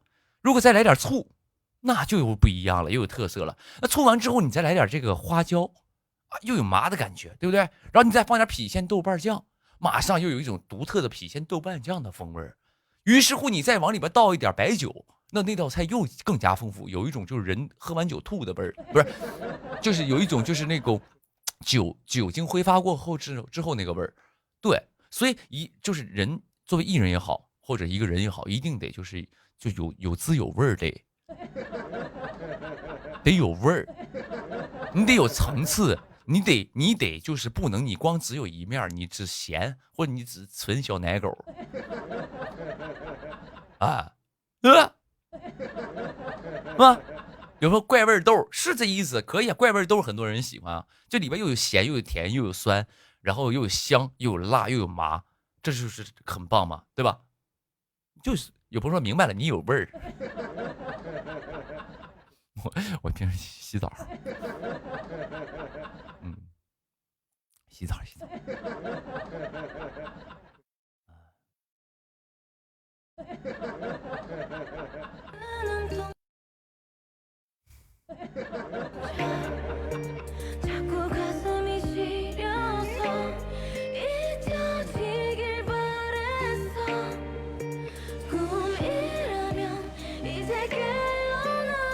有朋友说，我朋友特别喜欢你，我朋友特别喜欢你。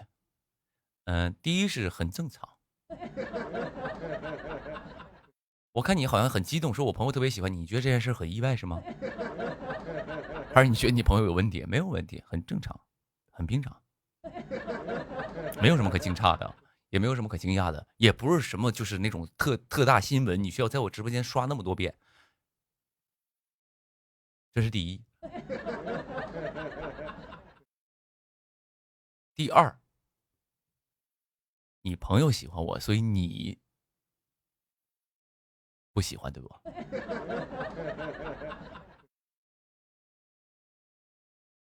踢出去！我的管理给我找到各个朋友，踢出去！我这里不欢迎不喜欢我的人。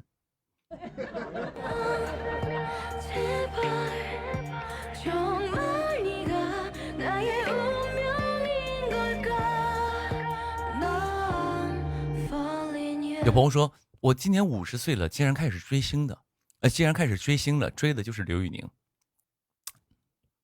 姐，很正常，很正常。50，你才50，很年轻的，50不算什么，50很年轻的啊，很正常。姐，没事儿，你不用没有什么压力，或者觉得很意外，不意外。咱家75，刚刚朋友说75，有80的，有朋友说我也50，很正常，很正常。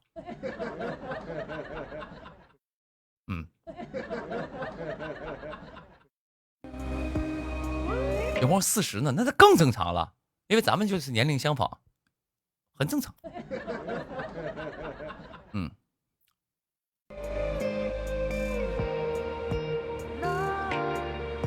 有朋友我76了，今年。姐76了，算什么姐啊？是吧？没事儿啊，76很正常，很正常。这个东西啊，就是其实我对于你们来说，追星这件事啊，朋友们，你可能把它想的是一个，好像是一件很怎么说呢，不在常理当中的一件事儿，不是的。是一样的，我就像我，你看我30多岁上，我30多岁了，喜欢盘串，对吧？就是盘串这件事，它会让你觉得，哎，我好像30岁不该盘，或者10岁不该盘，或者30岁不该盘，40岁、50岁不该盘吗？不是的，是你任何时间做这件事都是合理的，很正常。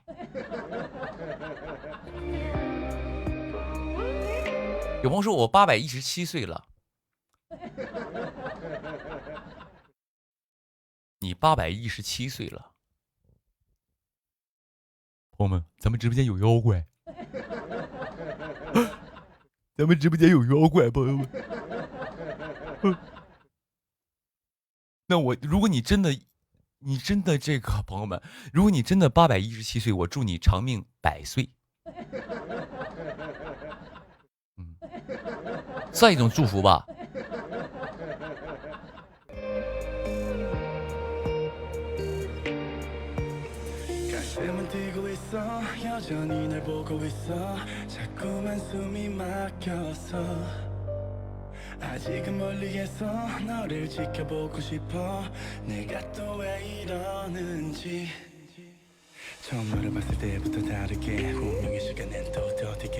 有朋友说我16呢，遏制早恋了，啥意思啊？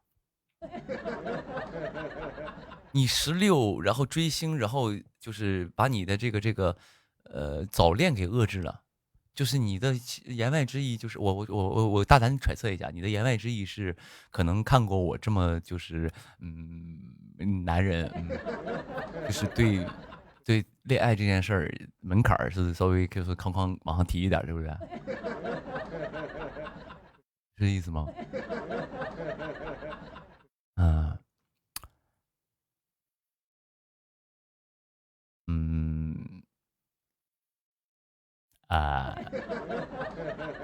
倒也不用啊，倒也不用。为什么呢？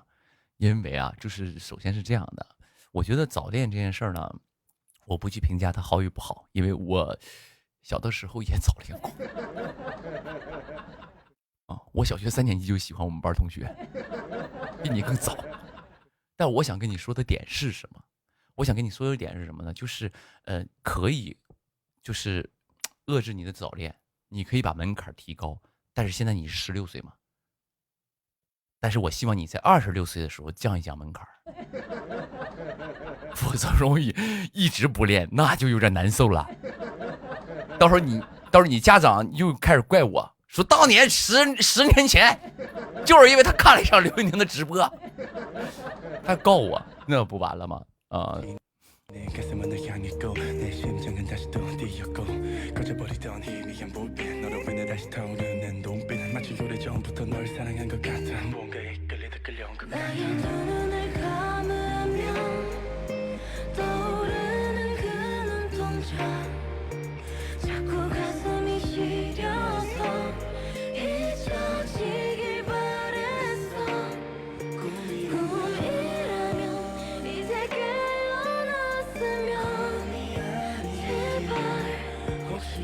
然后12岁，咱们这个直播呢，虽然说不是说这个必须得那个成年人才能看，12岁也能看，因为就是怎么说呢，我直播间确实没有什么乱七八糟的东西啊，就是主要跟大家分享音乐，分享好听的音乐啊。20岁啊，赢了，赢了。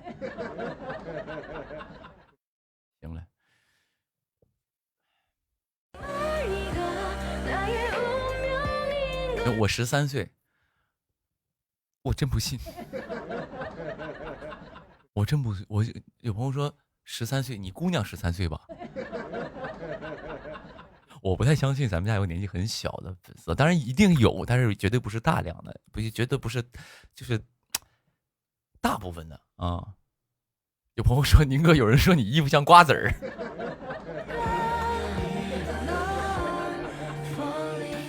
然后我看完这个评论之后，我看了一眼这个摄像头里边的自己，还真像，还真有点这个瓜子儿的感觉。你要给我嗑了？哎，还真有朋友们，你们看啊，这瓜子儿一弄就有点回不去，还真有点像瓜子儿。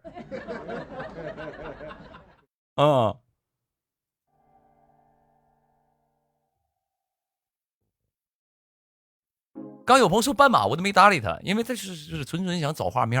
有朋友说宁哥，你那穿的衣服好像斑马，你这种都不值得我说，因为你纯纯就是在那有点就是，比如说你讲了一个脱口秀，但是完全不好笑，因为这衣服完全不像斑马。你刚有时候瓜子儿，哇，这个就很抽象了，既抽象又合理，既合理又抽象，就是这种的啊，就很蛮。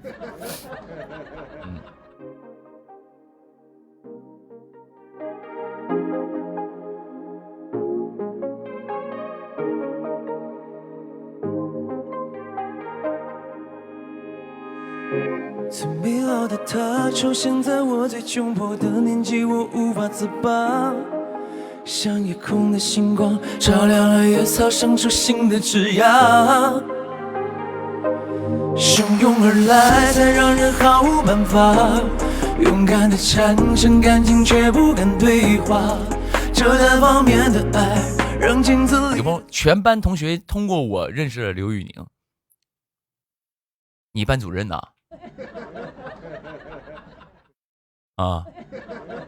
倒也不用啊，咱家其实很多朋友啊，我发现咱家其实，就是可能在我直播间里啊，我都不说别的地方，其实有的时候我会发现我直播间里有很多比我优秀的人，就比如像一些教师啊，还有一些医生啊，有咱家直播间其实有很多医生，包括一些护士，然后从事这些比较有意义的工作的这些朋友们，也是我粉丝，因为我最近总接到一些什么呢？接到一些朋友也的委托，说啥呢？说那个说宁啊，那个啥，我家人谁住院，然后最近住院嘛，然后那个马上要做个手术，这手术很重要。然后当然那个大夫主治医师也非常的那个怎么说呢？也非常的就是支持我，也非常的关心我，然后跟我们弄得也非常好。但是呢，我就是想表示感谢，就是因为这个主治医师是你粉丝。你能给我张你的签名照，然后来个兔签，这样式就是表示一下我对这个医生的一个感谢嘛。而且这个事儿是我遇到好几个，不是说一个啊。然后我说那当然也希望他家里人身体健康嘛。对，所以通过这件事就是很多我从事医生的好像也是我粉丝啊，或者是爱学护理的什么之类的。对，我觉得我这些粉丝群体当中有各行各业的人都很棒。很优秀，而且你们相信有很多朋友正在上学，很多朋友学历都比我高。大家都知道我是丹东烹饪2技校毕业的嘛，初中毕业就是去职高去学技术了。但是这些人并没有因为我学历不好去歧视我，反而会怎么说呢？反而会崇拜我，没有，反而会就是可能对我某一些地方比较欣赏。所以呢，我还觉得还挺骄傲，挺荣幸的呢啊！我就觉得还挺感谢这些朋友们。有朋友说兽医，好的，行了，知道更厉害。我跟你聊主治医生呢，你说啊哥们儿，我兽医，你啥意思？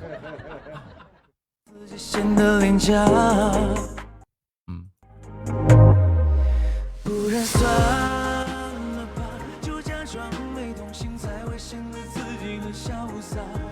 如果我把冲动的痕迹洗刷，只需要给自己装傻。有朋友，我是律师，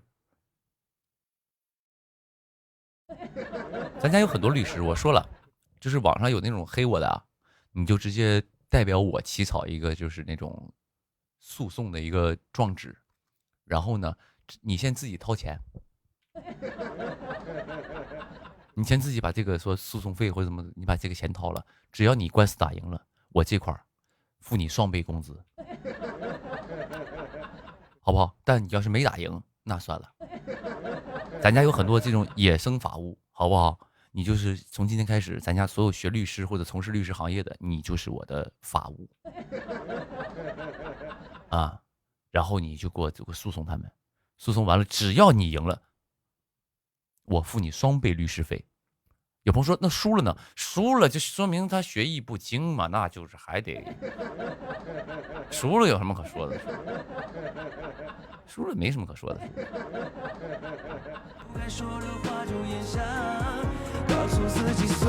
就是同等的，就是比如说，朋友们，当你就是能够获得你不一样的收获的时候，你一定要付出不一样的代价啊！就是比如说你赢了，双倍工资；输了1分没有。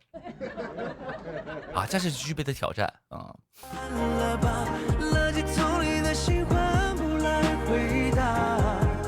最美的白月光扫过我身旁，留下一道疤。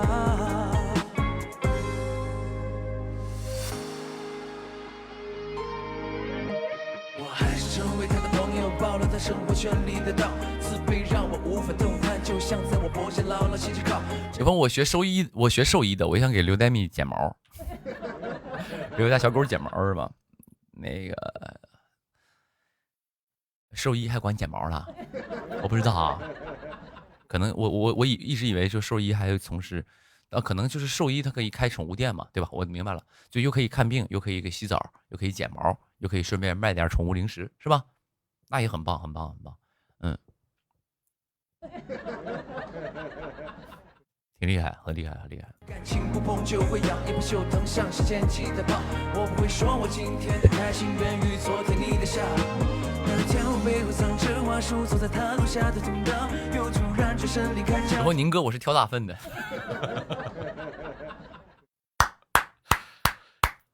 我直播间这么多年，终于来了一位我故事里的主人公。朋友们，我说的那位说不好好学习以后干什么？挑大粪呢？主人公来了，就是他，他就是我故事里的原型，挑大粪那个小伙。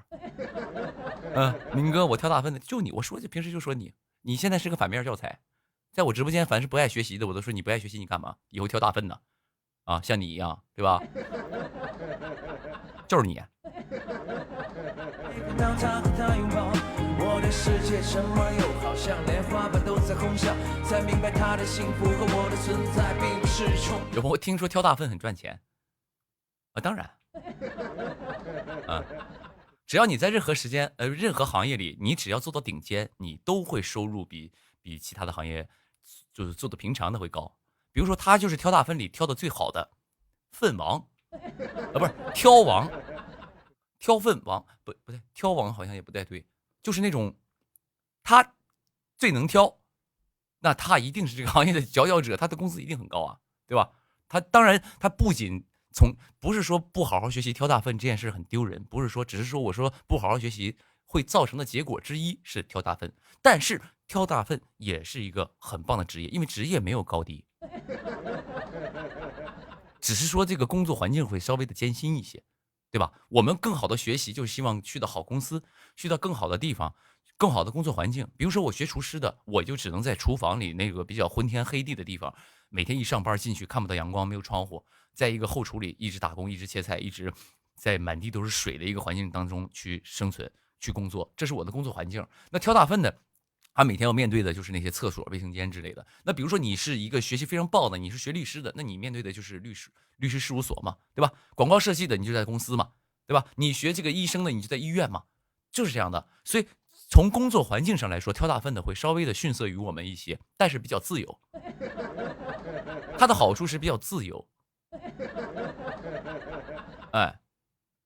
所以的就是他只要做到这个行业里佼佼者一样，也可以很棒。不是说瞧不起挑大粪的，没有这个意思啊。因为我就是从事底层工作出来的，哥们儿卖过衣服，挑过不是卖过衣服，做过厨师啊，当过服务员啊，而且都不是你的卖，就是这个当过销售，这些我都做过的，对啊，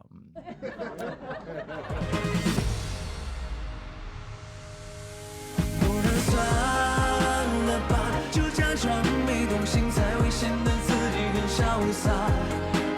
有朋友说，宁哥，我是医生，我也每天摆弄大粪。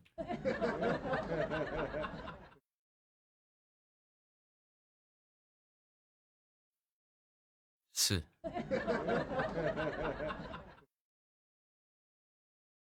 然后呢？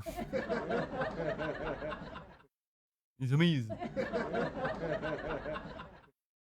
很不是不没不是有朋友说肛肠科没问题没问题。哦，那就是朋友们，咱能得出一个结论：如果不好好学习就挑大分，如果好好学习考上了这个医学大就医大，然后呢当医生摆弄大分。是这结果吗？不是吧？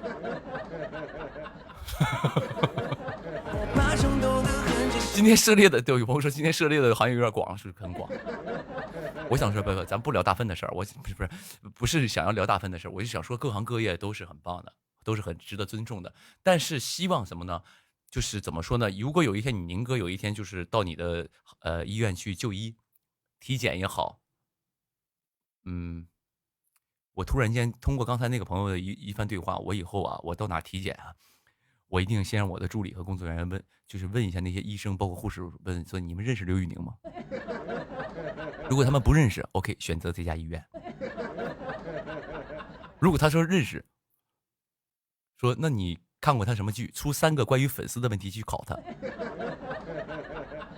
刘宇宁家这个就是说摩登兄弟这个演唱会的这个最重要的日子，就是对摩登兄弟这个刘宇宁他的比较重要的一个日子是什么日子？比如说他说到817啊，这个问题过了，然后再问一个说那个他的口号是什么？往后余生唯爱摩登。OK， 那第3个就是他这个就是怎么说呢？他这个你看过他什么剧啊？比如说他说了某一部啊，这样医院不去。哎，我不想把我的这个检测物品交到我的粉丝手上。医生说你走，如果他回答上来了，我一定走。需要对自己装傻，不该说的话就咽下，告诉自己算了吧，垃圾桶里的心换不来回答，最美的白月光扫过我身旁留下一道疤。有朋友说假装不认识，我跟你说啊，往往假装不认识才是有问题。我前2天不跟大家说了吗？前天我去那个啥，我去那个检查脖子后面那个痘嘛，然后去那个医院，去完医院之后，那个大夫就有一点假装不认识我，但是我相信他一定认识我。然后出来的时候呢，反而那些认识你的，我告诉你不是你粉丝。为什么？我刚一出来，然后那个前台那个小姑娘说：“哎，你好，那个刘宇宁，那个你能给我找你的签，你能给我签个名吗？我看你那个折腰特别喜欢你。”我一听他说这个话，就证明了他不是我粉丝，但是他一定认识我。哦，他认识我是一定认识，但他绝对不是我粉丝。哎，他是对，因为他就是一般认识我的人都会假装不认识。他直接跟你要签名照，他直接跟人要签名，你看，你知道吧？我这一说那个感觉，他的语言当中就知道他认识你，他看过你的剧，但是他不是你粉丝，对吧？是这样的。啊，因为如果他是我粉丝，他一定会给我留面子，啊，他一定给我留面子，就是不会说的那种的，是的。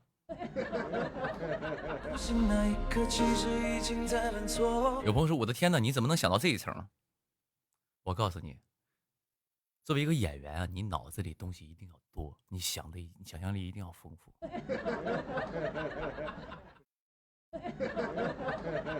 但是我们家朋友认为我不适合当演员，让我去演小品，让我讲脱口秀，让我说相声，让我演哑剧，告我别说话了。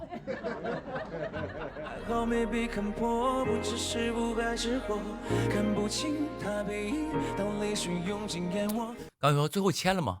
没签，我知道他不是我粉丝，我干什么给人钱？更何况我粉丝我都不欠。失去不属于自己的人，为何难？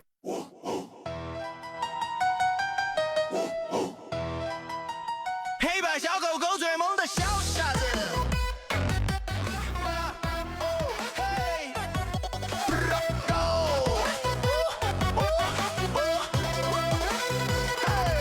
黑白白，貌似像熊猫，圆圆脑袋大眼睛眨。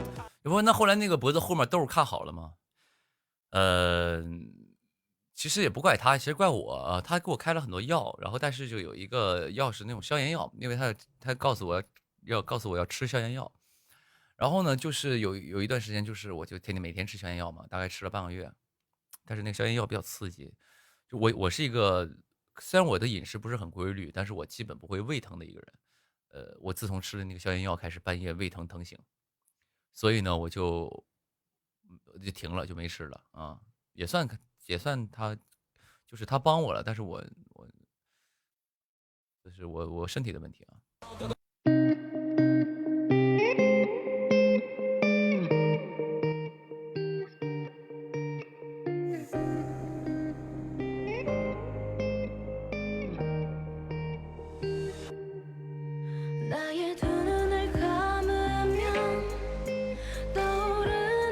我吃药前记得来一勺油，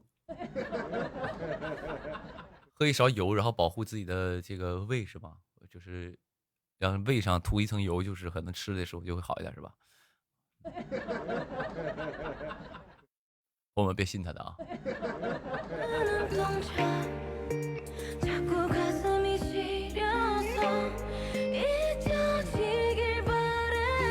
有朋友说：“老大，你觉得你帅吗？”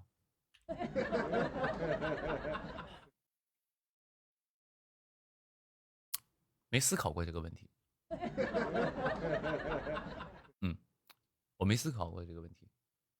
我是这样的啊，我现实当中认识的每一个人，见了我都夸我帅。我现实当中就是，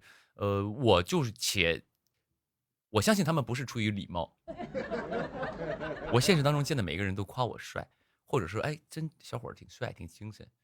但是不知道为什么在网上就是都夸我丑。所以你问我说你觉得你帅吗？我觉得我从来没想过这个问题，因为作为一个人来说，如果对他的评价只有帅的话，或者帅与不帅的话，我觉得他不是就是他重视的只是帅与不帅这件事的话，我觉得就这个人好像没有什么内容。可以啊，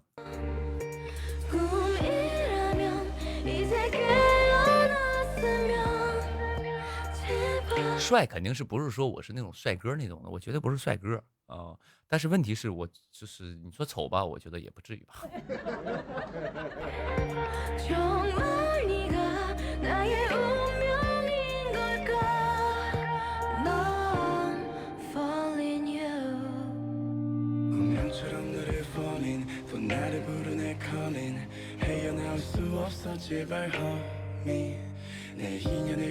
有朋友说宁哥，我考了这个班级第1，年级第7，真厉害啊！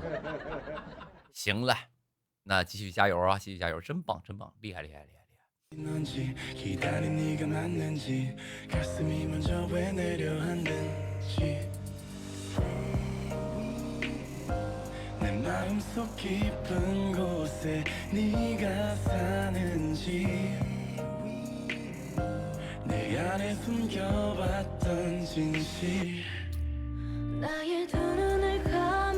有人说帅不是特别帅，但是有一种独特的魅力。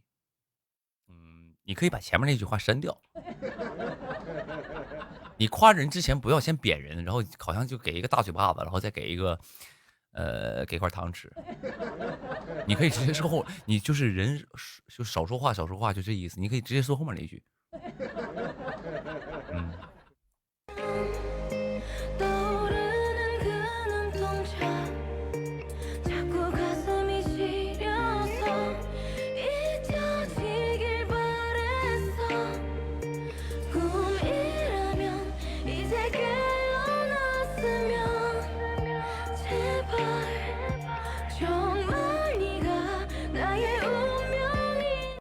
老大，我彭二代长大之后能到工作室工作吗？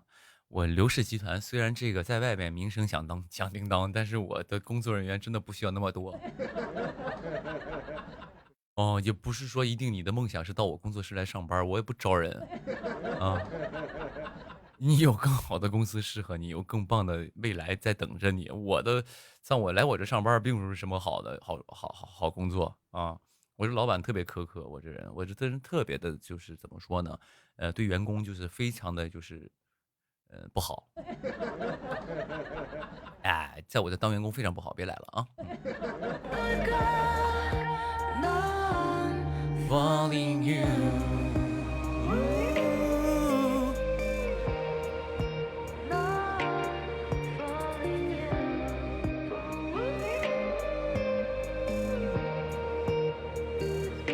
有没有数学考4分还有救吗？你看看，哎，朋友们，真的，你从这些问题，刚才那个年级第一，那个班级第一，年级第7这个朋友，包括刚才那个说数学考4分，像通过这些朋友来判断，咱们家真的挺多学生粉的啊，是吧，老姊妹们，还真挺多学生粉的啊，嗯，4分咋4分？4分呢？我不知道。你问你这种，我觉得这种问题你问你老师更加权威。我不是学数学的，术业有专攻。你跟我聊数学没有什么意义，所以你问你老师，你说老师，我数学考4分，我还有必要学吗？你问他要，因为他这么多年教过的这个学生肯定非常多啊，所以你去问他吧。有朋友说挑大粪去，也不用了。你想想，他数学都4分了，他挑大粪都挑不明，没。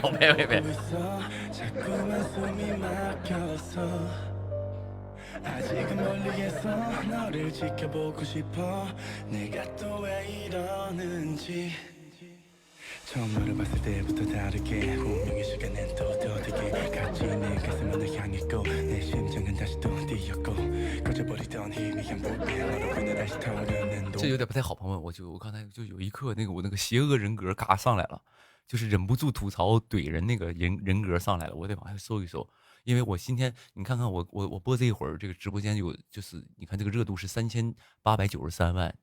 对，因为我这个来的人太多了，我一定要对我的这个言行举止要过分的也负责一下啊。这朋友说数学4分，按我邪恶人格，我说就他数学考4分，挑大粪都挑不明白，这是我邪恶人格。但是我此时此刻我不能就把这个邪恶人格召唤出来，我要4分，4分挑大粪的话，就是朋友们正合适。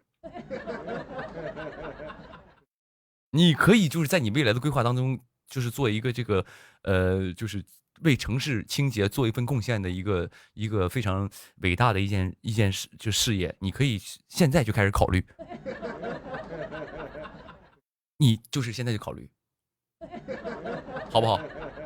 考虑一下，啊，如果就是不考虑，你说我宁哥我绝对不想挑大分，那你就尽量不要考4分，啊，我学习这么好，我学习这么不好，都从来没有说考过4分，你也是个。人物，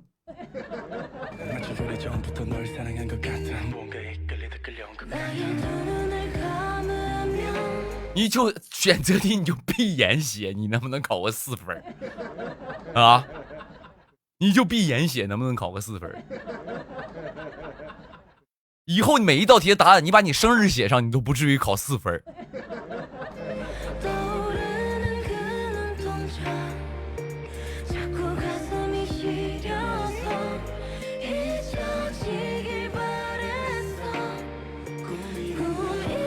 有朋友说我物理最低考过14分，那物理很正常啊，那种是比较不是那个主学科嘛啊，我不知道啊，因为我确实对考试这个东西我不太了解，我刚有朋友也说了，说宁哥能不能祝我这个中考顺利？因为我不知道你中考能不能顺利，但是我也祝你中考顺利，也希望你这个好好学习，但是我相信，应该会顺利吧啊。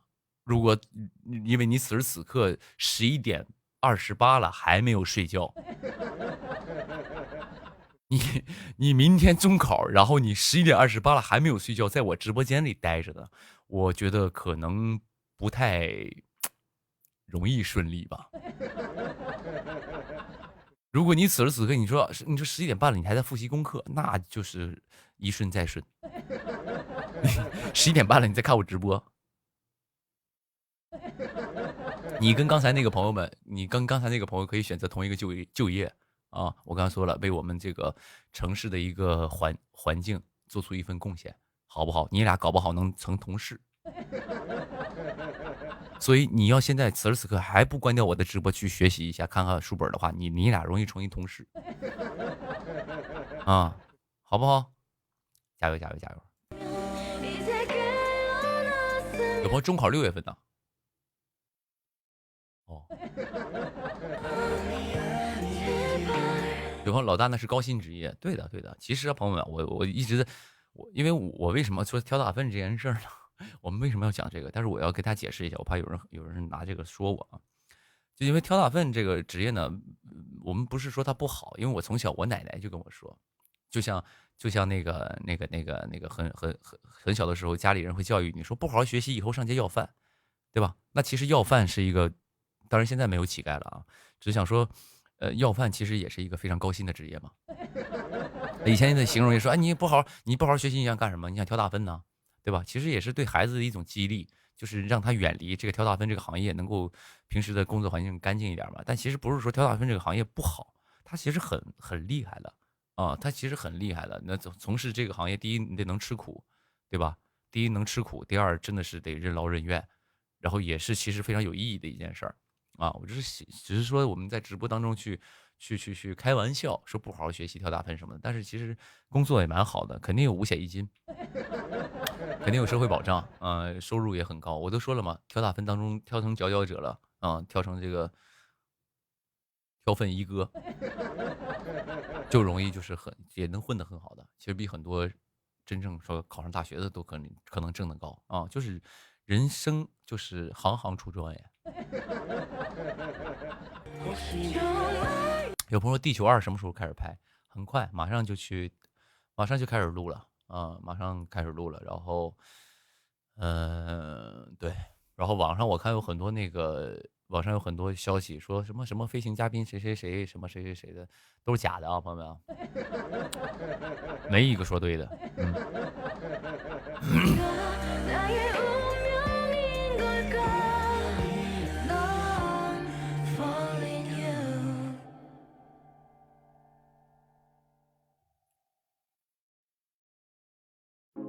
行，我这两天抽空写一首关于挑大分的歌。好好打磨一首。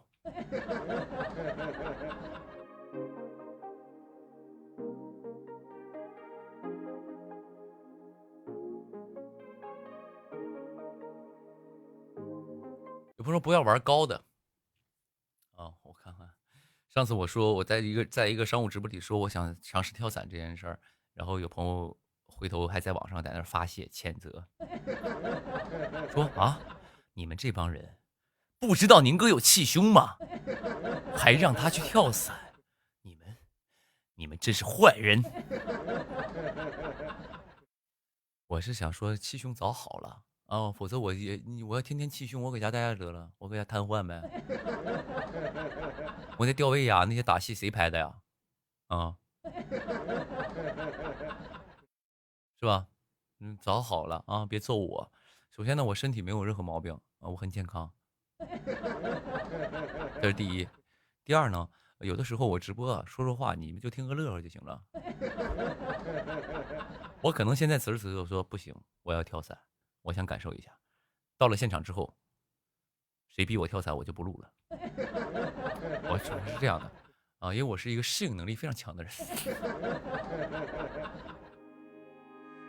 当然也不会有人逼你跳伞的啊，就是是我自己去思考嘛。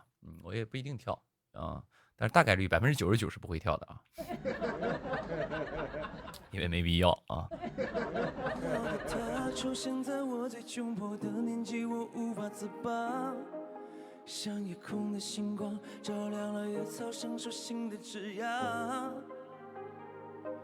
汹涌而来，才让人毫无办法。勇敢的产生感情，却不敢对话。这单方面的爱让镜子里的自己显得廉价，不然算了吧，就假装没。有朋友呆米小傻子已经那个破万收藏了，是吗？现在在华语乐坛红一首歌这么容易吗？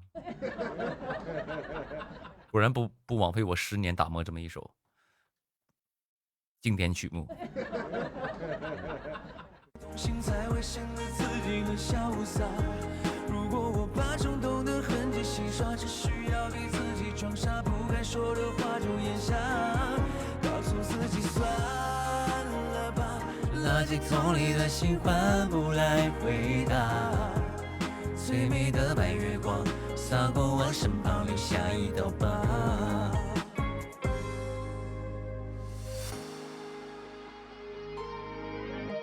我还是成为他的朋友，报了他生活权利的道，自卑让我。下一首爆款单曲预定，名字叫做《挑大分》。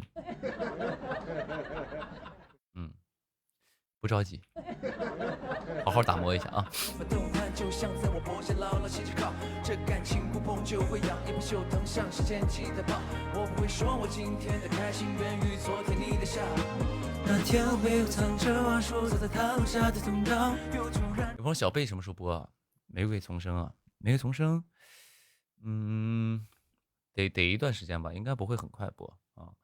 对，就是那个也是一部很棒的剧，但是其实遗憾的就是因为它整个集数比较少，它好像就24集吧，我没记错是24集，因为我拍那个戏才拍了1个多月啊，就是戏份也没那么的多啊，就是还行，反正到时候大家等就是也不用特别期待。我说的不是说不用特别期待，不是说那个不好，只是说你们把期待值降低一点，到时候去看就会有惊喜啊。现在千万别在这前面你先把它捧那么高，回头一看这个很低。有朋友说瓜主说2月26日，没有，我作为有朋友说瓜主说的，我作为这个主演，我没有收到这个消息啊。而且我想说这些东西吧，很远的东西你们就尽量不要去信。为什么？因为有的时候平台都不知道什么时候播，哪个剧哪天播，其实别说偏方了，平台都不知道啊，对吧？很多戏都是空降的，因为平台都不知道哪天播哪个啊。就是所以就是你们就是有些时候听到这种东西，你们就听个乐呵就完事儿了啊，听个乐呵就完事儿了。我的世界沉默又好像连花瓣都在哄笑，才明白他的幸福和我的存在并不是重要。不能算了吧，就假装没动心，才会显得自己很潇洒。有说宁哥热玛吉了吗？没有，我如果进组之前我去热玛吉一下。因为我有一个艺人跟我说男人最好的医美是医美嘛，那个艺人叫刘宇宁，对，所以就是等我进组之前我去热玛吉一下。没进组就先不弄，先不捯饬了啊，花那个钱。需要对自己装傻，不该说的话就咽下，告诉自己算了吧，垃圾桶里的心换不来回答。最美的白月。有朋友宁哥6道木串盘的怎么样？就交流串了。现在我不懂啊，不懂什么叫6道木啊，我听说过，但是我没有研究过，我就不给你分享我对于这个东西的一个评价了啊，因为我没有玩它，就说明它好像没有那么的大众。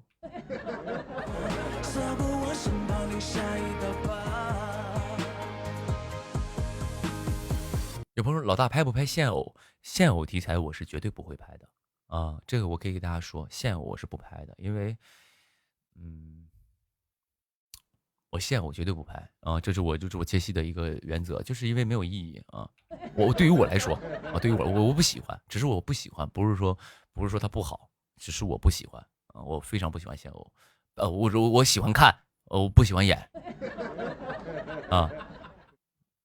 从我动心那一刻，其实已经在犯错，还好没被看破，不知是福还是祸，看不清他背影，当泪水涌进眼窝，失去不属于自己的人，为何会难过？不然算了吧，就假装没动心，才会显得自己很潇洒。如果我把冲动的痕迹洗刷，只需要对自己装傻，不敢说的话就咽下。宁哥想给我拍仙侠剧吗？仙侠我也基本上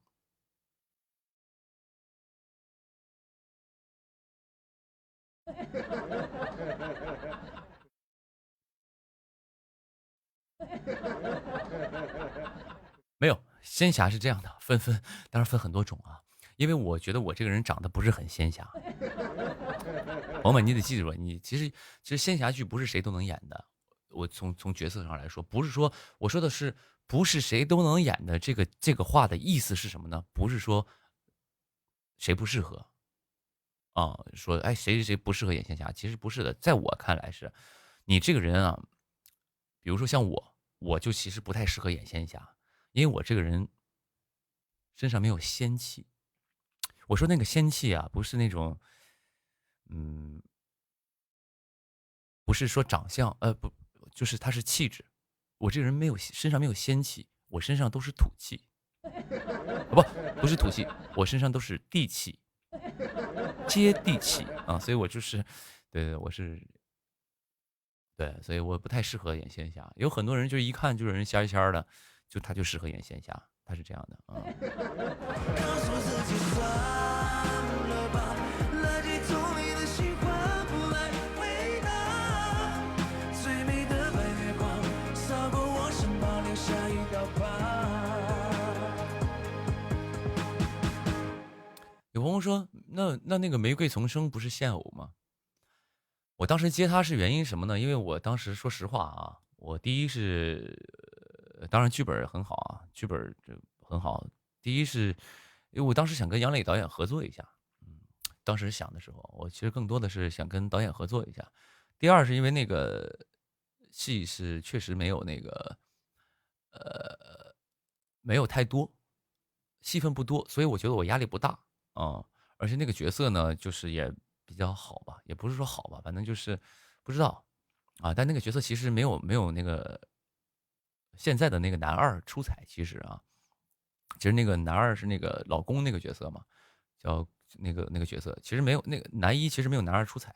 但是当时接的原因就是想说，第一想跟那个导演合作一下，我感受一下，跟不同导演合作都会有一些吸收学习嘛，这是第一。第二呢，我觉得这种现代戏没拍过，之前拍的是跟涛姐那个啊，那个比较演的像自己，那个因为就是我是最合适那个角色的啊，又是厨师，又是做直播的，然后性格又比较的搞怪，那可能跟我人比较贴近，所以做自己的光是拍的很舒服的。但是小贝那个角色是完全跟我不太贴合的，所以我就想尝试一下，体验一下，再加上压力没那么大，因为没太多戏份啊。老公是那个皇宫的宫，故宫的宫，那个角色叫做老公，我们管他叫老公嘛，啊，宫就是宫廷的宫啊。就算了吧，垃圾桶里的心换不来回答。最美的白月光扫过我身旁，留下一道疤。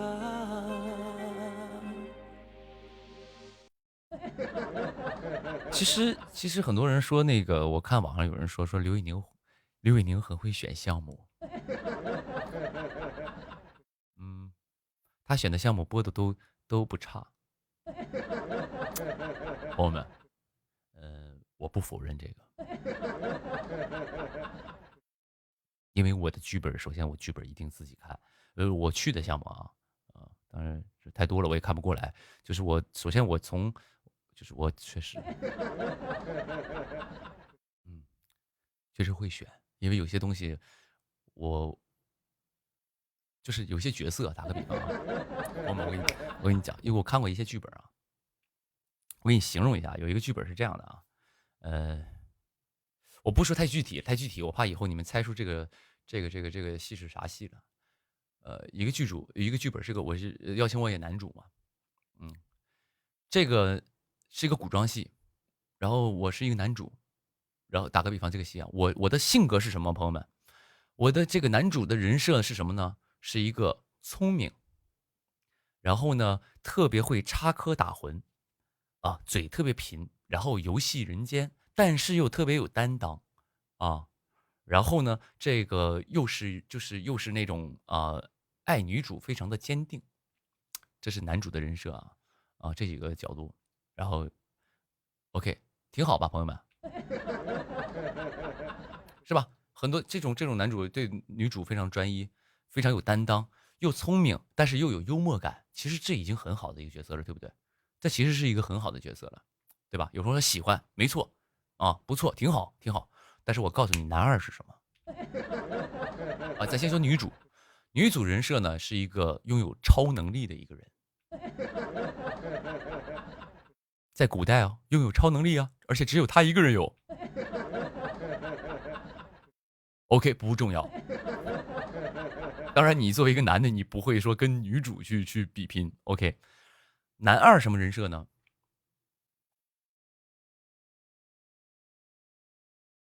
就是现在非常非常喜欢的那种霸道病娇，霸道病娇的角色。第一是霸道总裁人设，第二带点病娇。OK， 没所谓。男三什么样的？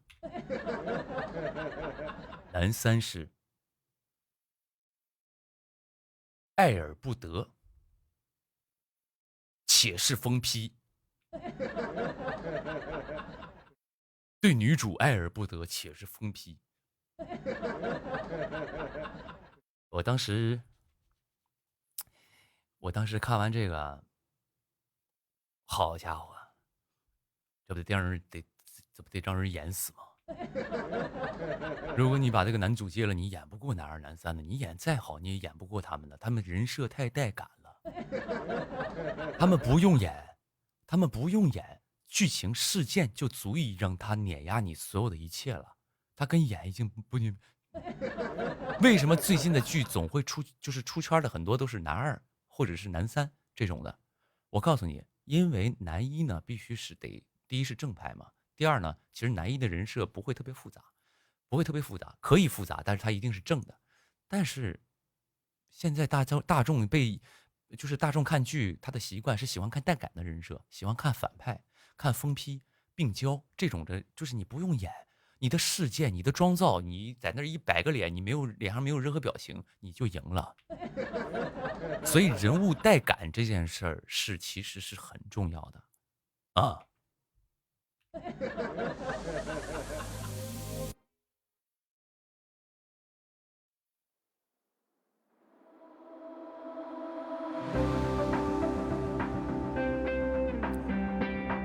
男一我就想说像这样的剧呢，就是男一怎么说呢？就是你用浑身解数，你演飞边的了，你就是这个影帝级别的表演，你都很难在那个剧里出彩，你懂吧？所以有的时候我为什么说我接剧本看角色，就有些东西你是无能为力的，跟你努力与不努力是没有关系的，因为它本身就是角色，它就注定你能够走多远啊！哎，我说这个不会被人学起吧？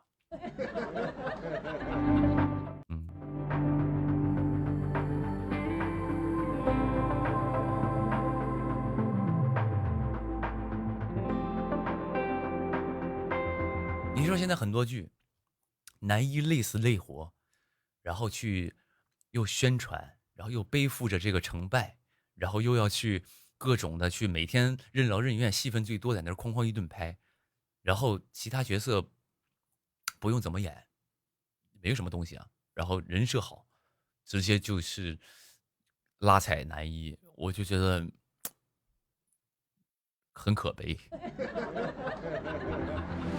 如果我说我是说，如果你会不会有天也离开我的生活？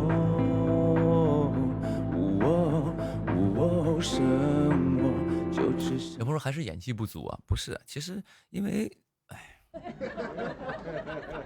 演技啥的其实没事儿，我怕聊深了啊，跟演技其实没关系的，就是，唉，算了，就是这个是问题，如果一聊能聊一天，就关于角色上的东西，但是不想跟你们分享，因为很多人是听不懂的，他们不关注啊，不管。其实很多东西不是演技的啊，演技的问题是就是人设，人设其实是最重要的。下一个我啊，你就演技再好，让你演一个瘫痪在床的，你怎么演？我就这么给你形容，你就明白了。你是演技影帝，但是让你演一个植物人，你演技有多好？你告诉我，演一个植物人，你有多好？就是你整场是昏迷的一个植物人，躺在床上，你是影帝，你能跟演技有关系吗？没有关系。你对我说不要失落，你永远会像寒冬里炙热的萤火。伴我会一直温暖着我，可是我害怕我一个人被你丢下，害怕每次分别后的牵挂像朵野花被遗忘啊。所以每次在你走的时候，我都紧握着你的手，对你说要记得回来看我。因为说过要重逢，所以我没离开。我会等冬去春来，那山花谢了又听你一声呼。有朋友说男二男三也有上桌的旋律，但只要不拉踩，是这样的啊，不是说就是你不是哪可能？我都说了，一部剧的成功绝不是一个人的努力啊。如果你自己真的优秀到那个程度，你自己就可以担当那个的话，你就自己拍一个嘛。其实是每个人的努力都有，但真的不要拉踩啊，就是想上位很正常，但是不要做的太难看，就这样了。就为你奔赴而来，我们一定要重逢，我绝不会离开。月亮它弯了又圆，年轮一圈又一圈，我会一直等待，因为你是命运给我最好的安排。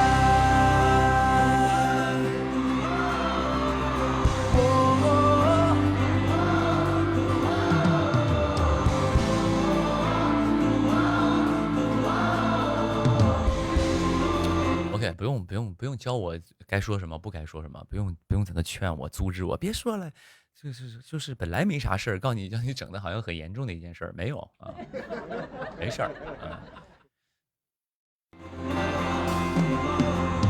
可是我害怕我一个人被你丢下，害怕每次分别后的牵挂像朵野花被忘啊。所以每次在你走的时候，我都紧握着你的手。没有，我只是说我接戏的一个理念嘛，我自己的一个当然这只是一小部分啊，我说的只是一小部分，我只是说从角色出发，其实接戏也要看很多东西的，其实不光是剧本，剧本是一定是第一的，第二是人物，第三是其他的，这些都很重要。对，所以接戏就是说要记得，因为我之前合作的每一部戏其实都非常好，都非常好。对，所以呢，有的时候你就是比如说你吃过好吃的拉面了，让你再去吃不好吃的东西，你可能就没那么感兴趣，或者吃不吃都行。当你觉得吃不吃都行的时候，你就可能就不吃了啊，就是这样。挺好的，对。所以以前我之前拍的几部戏都挺好的，无论班底也好，合作公司什么都很棒，所以就是其实挺难得的。然后我再看到一些可能没有之前的东西好的时候，我就觉得再接一个，没有之前好的，它的意义不是说就是跟那个好，不是说那个那个配置啊或怎么样的，不是那些，而是说那个剧本啊、人物啊这些东西，综合去考虑，没有之前的好，或者是怎么样的，或者是我之前拍的也就是这样东西一模一样的，再让我拍一遍，我就不会再拍了，就没什么意思感觉啊。要记得回来看我，因为说过要重逢，所以我没离开。我会等冬去春来，让山花谢了又开，听你一声呼唤，就为你奔赴而来。我们一定要重逢，我绝不会离。我里边秋衣吗？是穿的秋衣。宁哥年纪我老刘啊，年纪大了，不比你们年轻人了。所以啊，我日常出门的时候，从来都是把秋衣秋裤穿得稳稳当当。哎，要不老了，这腿疼腰疼，是真受不了。月亮它弯了又圆，年轮一圈又一圈，我会一直等待，因为有朋友说，网上说你接了江山大同是吗？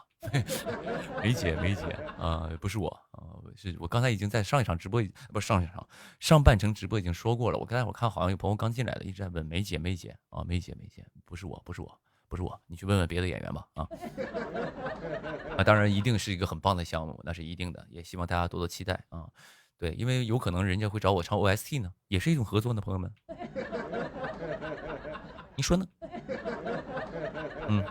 哦，咱们就是任何的合作，可能是一种比如说其他的方向嘛，比如说 OST 找我唱，那我就哐哐就是是吧，给我活干，那不也挺好吗？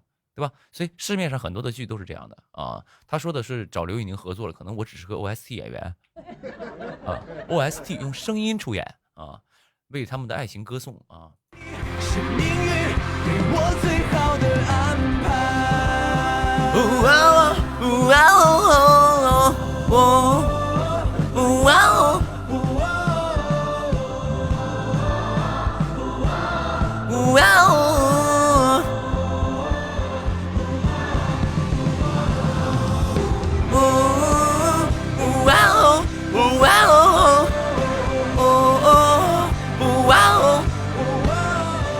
有朋友说什么东西，给我吓一跳，吓我一跳。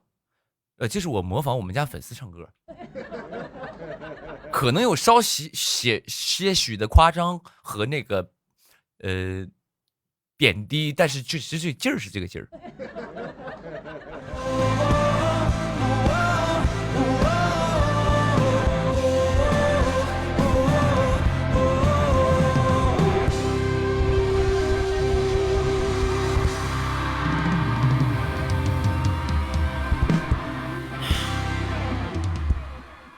有朋友那唱的挺好，一听是说模仿粉丝唱歌，就觉得唱的挺好了，是吧？行了，宁哥60岁撕背心吗？可以，60岁撕背心。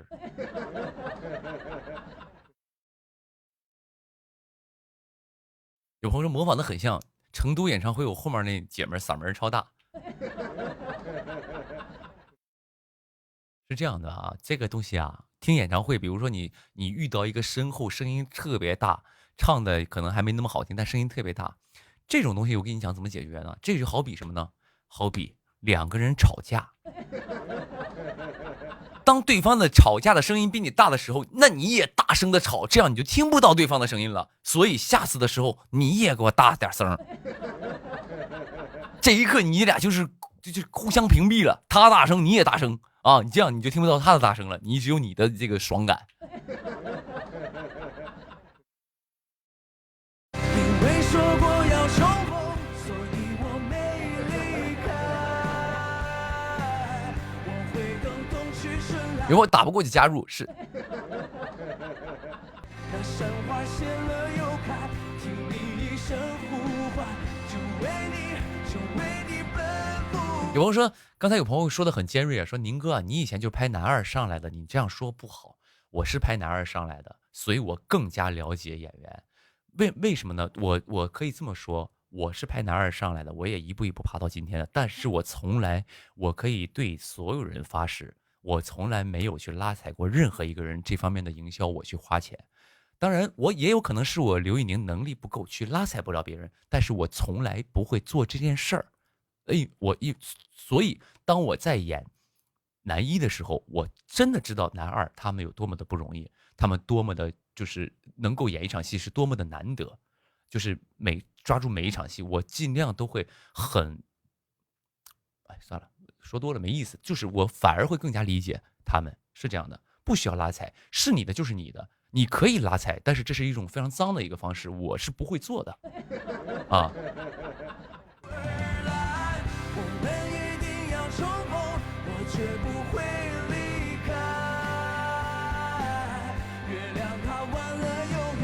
你可以任何回头去问问跟我合作过的演员或者合作过的同事，你就跟他们聊嘛，对吧？我演过那个曾舜晞的男二，对吧？我演过工具的男二，你看看那为什么他们现在还是我好朋友呢？是吧？我会一直等待，因为你是命运给我最好的安排。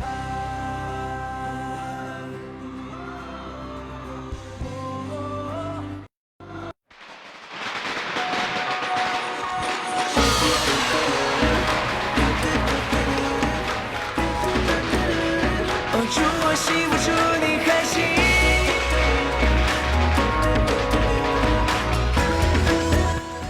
各位新年快乐！新年到，新年好，又是一年春来早。你对着一句安好，我把红包准备好。你左一，我拥抱，好久不见可还好？一口汤圆我睡觉，都是团圆的味道。恭喜恭喜你呀，我这香有理了。你勾谁也不曾见外合照，就像他的开怀。恭喜恭喜你呀，没有烦恼打扰你呢，快乐一直与您同在，好运滚滚来。一句恭喜恭喜，一定会如意如意。哦，也是说我爱着你。每一句恭喜恭喜，感谢我有你。哦，在一起是最值得欢喜的主题。福要到，福来了，慢慢风起请接好。从我老家的门口，铁道拆的长街角，夜深多，夜深长，拉开手机关电脑，今晚熬一个通宵，明天赶紧看热闹。行了，当然就是想说，因为我明天真的我会工作忙碌一天的，所以呢，在这里呢也谢谢今天所有好朋友的陪伴和支持。如果此时此刻你还没有关注我微博的朋友，请关注一下我的新浪微博，下次直播的时候我们就有缘可能会再相聚的，所以此时此刻没有关注的朋友关注一下，谢谢各位的捧场。那在这里呢也祝各位度过一个轻松快乐美好的夜晚，这夜有你们真好，愿你们这夜过得愉快，咱们下次直播不见不散了，各位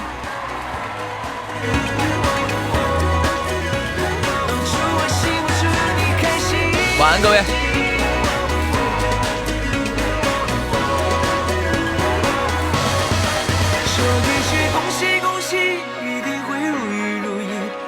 是说我爱着你，你一句东西，感谢我。